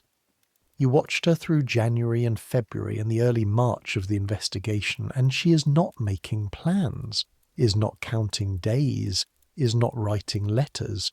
She is working and eating and sleeping and working again with the deep efficiency of someone who has decided that the home is, whatever else it is, a container that holds. You want to say something to her. For weeks, you want to say something. What you want to say is, you could leave. Or, the investigation will change things. Or, there are other options, and I know it doesn't feel that way, but there are. What you actually say on your last morning when she watches you pack the carpet bag is, "Will you write to me when you have a position?" She looks at you. "East 10th Street, you say. Mrs. Temperance Booth. If you write there, they'll give me the letter." Catherine Dowd looks at you for a long moment. Her face does the thing it often does. The considering of something, the weighing of it, the careful assessment of what it would cost to believe in a thing versus what it would cost not to. "All right," she says. You don't know if she will. You genuinely don't know. The home has done something to Catherine Dowd's sense of forward motion that 7 months of watching hasn't let you fully understand. But you gave her the address. You gave her the thread to pull if she decides to pull it. That's what you have to offer. The night is very quiet now. Or not quiet, the city is never quiet. But the sounds have settled into their nighttime register. The particular key that New York holds between 11 and 1, when the taverns are still busy but the carts are gone and the vendors are gone and what's left is the long note of a city existing in the dark. You are in the room on East 10th Street. You are warm. The aching in your hands is far away now. Not gone for a long time yet, but far enough that you can note it without being drawn into it. You think about Vera's 4 minutes, the angle of the iron, the pressure of the wrist, the sequence that follows the shirt's own logic rather than working against it. You think about Eloisa counting days, the peculiar mathematics of waiting, how a day can be both a unit of endurance and a unit of progress, depending entirely on whether the thing you're waiting for is real. You think about Catherine's face. All right. 2 words that might mean yes and might mean no, and might mean something more complicated than either. There is a thing that happens when you've been inside a bad system for long enough, and then you leave. The bad system doesn't disappear. It stays with you the way the lye smell stayed in your clothes after washing, something you notice in yourself, an alteration in how you move, how you assess a room when you enter it, how you read the space between what is said and what is meant. You walk into Mrs. Booth's parlour on your first working day, with your wax and your cloth and your soft brushes, and you look at the room the way a person looks at a room when they've learned to notice things. The parlour is a good room, not grand, not show-off grand. This is not a Fifth Avenue household making statements. It's the room of a woman of means who has used her means to make a room that is comfortable for the people in it, rather than impressive to the people looking at it. Soft chairs, good curtains, the kind of carpet that absorbs sound rather than reflecting it. A writing desk in the corner that has papers on it, actual papers, the evidence of actual use. On the writing desk in a small frame, a photograph of a girl, perhaps 18, in a plain dress with a direct, unsentimental gaze. Beside it, a small printed card from what appears to be a charitable organisation. You read it while you're dusting. The Women's Industrial Aid Society, providing fair wage employment training and self-sufficient livelihoods for women in need. Officers, Mrs. T. Booth, Treasurer. You set down the cloth. You pick it back up. Mrs. Booth is the treasurer of a Women's Aid Society. You file this away. You file everything away now. It's a habit you've developed. The habit of a woman who has learned that the small things accumulate into the things that matter, that the detail in the ledger and the name on the envelope and the question asked through a half-open kitchen door are all part of the same machinery. You finish dusting the parlour. You go downstairs to the cook. Mrs. Temperance Booth is 45 years old and the widow of a merchant who made a careful fortune in hardware, which is not a glamorous thing to make a fortune in, but is a sturdy thing. The kind of fortune that doesn't attract the catastrophic attention of the markets. She's a tall woman with a direct manner and the particular quality of attention that belongs to people who have decided that the best use of their time is to notice what's actually in front of them, rather than what they expected to see. You meet her properly on your 3rd day when she asks you to bring tea to her study. You bring tea, she says. Miss Croft tells me you were at the Hartwell home on Bleecker Street. You say, yes, ma'am, 7 months. She looks at you over her teacup. She tells me you wrote to her. Yes, ma'am. A pause. That took some courage, she says. You consider how to answer this. The honest answer is that it didn't feel like courage at the time. It felt like the only available option, which is sometimes the same thing as courage, and sometimes just necessity wearing courage's clothes. I had a roof to risk, you say. That made it easier. She considers this. An interesting way to put it, she says. She drinks her tea.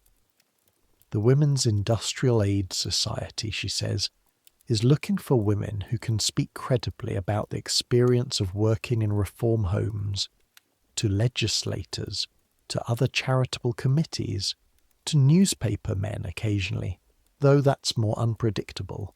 You hold very still. I'm not suggesting anything immediate, she says. You've just arrived. You have work to do, and I need a parlour maid, and that is the primary nature of our arrangement for now. But, you say. She looks at you again. There is something in that look, an assessment that has already concluded something and is now simply confirming it. But, she says, when you're ready, and if you're willing, there may be use for what you know. She sets down her teacup.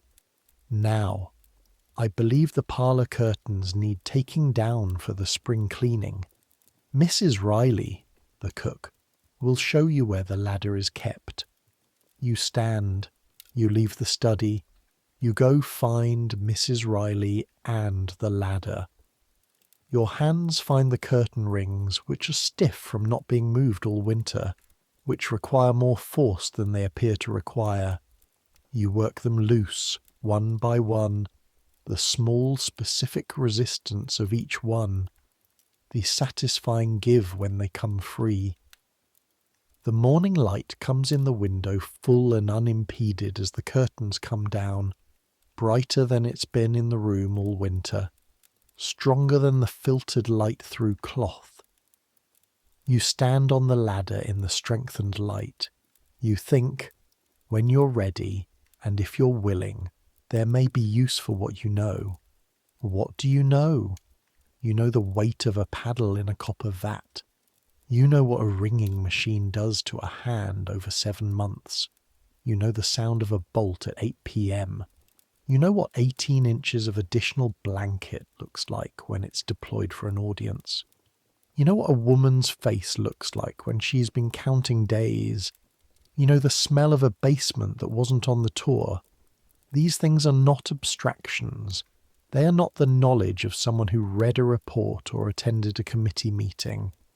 They are the knowledge of a body that was in a room.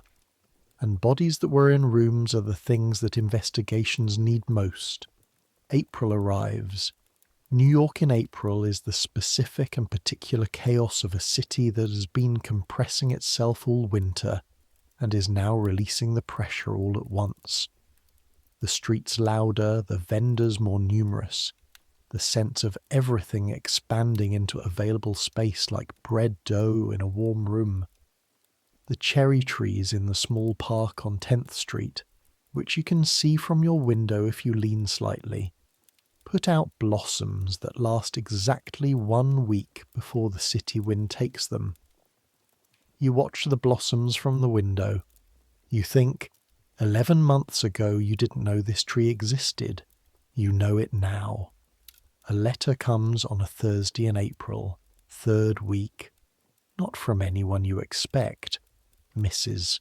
Booth's household doesn't get much mail addressed to the parlour maid, because parlour maids don't generally receive mail, and when a letter arrives addressed to you in care of Mrs. Booth, Mrs. Riley brings it to you in the kitchen with the particular expression of someone who is trying very hard not to be curious. You take it. You recognize the handwriting before you open it. Hannah. She's in Brooklyn. The Church family has a small house in Brooklyn Heights with a proper bedroom and a south-facing window, and she's eating correctly and resting, and the doctor who comes weekly says her lungs are responding to the rest in a way that is, in his word, encouraging. She uses that word in the letter. He says encouraging, which is a doctor word that means something between good and we'll see, and I have decided to take it as good because I'm tired of the alternative. She asks how you are. She says she thinks about the home sometimes, not with longing, but the way you think about a thing that was real and is over. She says Miss Croft came to see her last week, which surprised her, but shouldn't have, because Miss Croft turns out to be the kind of woman who follows the people rather than the investigation. She says, "I've been thinking about writing something down, about what it was like, not as complaint, as record. I think there should be a record. I think the thing that keeps these places running is that nobody keeps the record from the inside." She asks if you would be willing to do the same. You fold the letter, you put it in your Bible beside the letter from Mrs. Aldrich, a small library of papers, the letter that got you in, the letter that might help get the next woman out. You write back. You write back that evening at the kitchen table, after dinner, while Mrs. Riley is washing up and humming something indistinct, and the gas lamp on the table makes a warm dome of light that holds the two of you, and the clean dishes and the letter in front of you. You write, "Dear Hannah, I am glad you're in Brooklyn and that the window faces south. I am at East 10th Street and the parlour curtains came down last week for spring cleaning and the light in the parlour is much better for it. Yes to the record. I think you're right that it should exist. I think the thing that keeps these places running is also that the women inside them believe no one outside will take their accounts seriously, and the record is part of proving that wrong. I know what a ringing machine does to a hand. I know what the bolt at 8 o'clock sounds like. I know what it smells like in the basement. I will write it down. Also, Mrs. Booth, who is my employer, is the treasurer of the Women's Industrial Aid Society, and she has mentioned that there may be use for what I know. I think she may mean the same thing you mean about the record. I think that's worth following. Your friend, Margaret." You seal it. You sit for a moment with the sealed envelope in front of you, the lamp making its dome of light, Mrs. Riley humming. "I will write it down." You've never thought of yourself as someone who writes things down. You've thought of yourself as someone who works and endures and gets through and sometimes, when the circumstances allow, notices what's happening around her. But writing it down is just noticing made permanent, and permanent is what's needed. The institutions that exploit desperate women run on impermanence, on the knowledge that the women inside them will leave eventually, or be worn away eventually, and what they knew in their bodies will leave with them, unrecorded, available only as rumour and whisper and the particular knowing of women who've been through it, and tell the next one quietly, "It's not terrible, but the soup is thin and the bolt is at 8. The record is the counter to the impermanence. The record says, this was real. These were the measurements. This was the weight. These were the hands. Summer. The East 10th Street parlour is cooler than the basement on Bleecker Street. This is the simplest possible comparison, but it is the one your body makes involuntarily every day as the temperature climbs through June and into July. You think, in the basement right now, the steam from the vats. You think, the women who are there now, the women after you. You don't know their names, you can't know them, but the record is getting written. Hannah is writing. You are writing. Miss Croft, who is not a woman who writes for publication, but who is meticulous about documentation, is writing. The Women's Industrial Aid Society has published in June a brief pamphlet on conditions in charitable institutions that house women for labour purposes. The pamphlet is not about the Home of Industry and Christian Refuge specifically. It's broader. It cites patterns rather than specific addresses. It speaks about accountability frameworks, oversight structures, the particular problem of institutions that are dependent on the labour of the populations they serve. Mrs. Booth hands you a copy on a Thursday morning. You read it. You recognise the outline of things in it, the measurements of inadequacy, the architecture of dependency, the soup that keeps you working but not enough. Toward the end, there is a paragraph that reads, "The women who reside in these institutions are, by definition, women without alternatives. The creation of alternatives, genuine alternatives, not the alternatives that exist only in theory and not in practice, is the essential work. A woman who has a real choice may still choose an industrial home. A woman with no real choice has no choice. The difference is not visible from outside the building. You think, someone who was in the building wrote that. You think, yes, that's exactly the thing. You hand the pamphlet back to Mrs. Booth. She looks at you. In the fall, she says, the Society is arranging a meeting with a committee from the State Board of Charities to discuss oversight regulations for private charitable homes. She pauses. I would like you to be there. You think about what Bridget Walsh said on your first day when you asked if the home was terrible. It's not terrible. The food's not much. The work is hard. But you've got a roof and a bed and they don't hit you. You think about how that sentence, which felt like a low bar that had been cleared, was actually a map of where the bar had been moved to. How they don't hit you had become the baseline. How not terrible had become the ceiling. You think, the State Board of Charities. Yes, you say to Mrs. Booth. I want to tell you one more thing before you sleep. You don't have to carry all of this. The history of women in impossible situations is very long. It is longer than one episode, longer than one city, longer than the particular November of 1871 that we've been living in together tonight. It runs through every era you can name, through every city, through every system that has ever decided that certain people can be helped and managed and housed and used without quite being seen as people whose accounts of their own experience deserve to be primary evidence. You don't have to carry all of that. What you carry is what you know. What you know is the weight of the paddle, the smell of the basement, the sound of the bolt, the moment when someone with a notebook walks down the stairs. That's not small. That's the thing. The thing that changes institutions is not always the investigation, the committee, the legislation. Sometimes it is. But before all of that, reliably, there is a woman in a room who is paying attention, who is counting the slips, who is noticing the extra blankets before the inspection, who is asking, where does the money go? History has a tendency to describe the women with notebooks as the actors, and the women in the rooms as the material they act upon.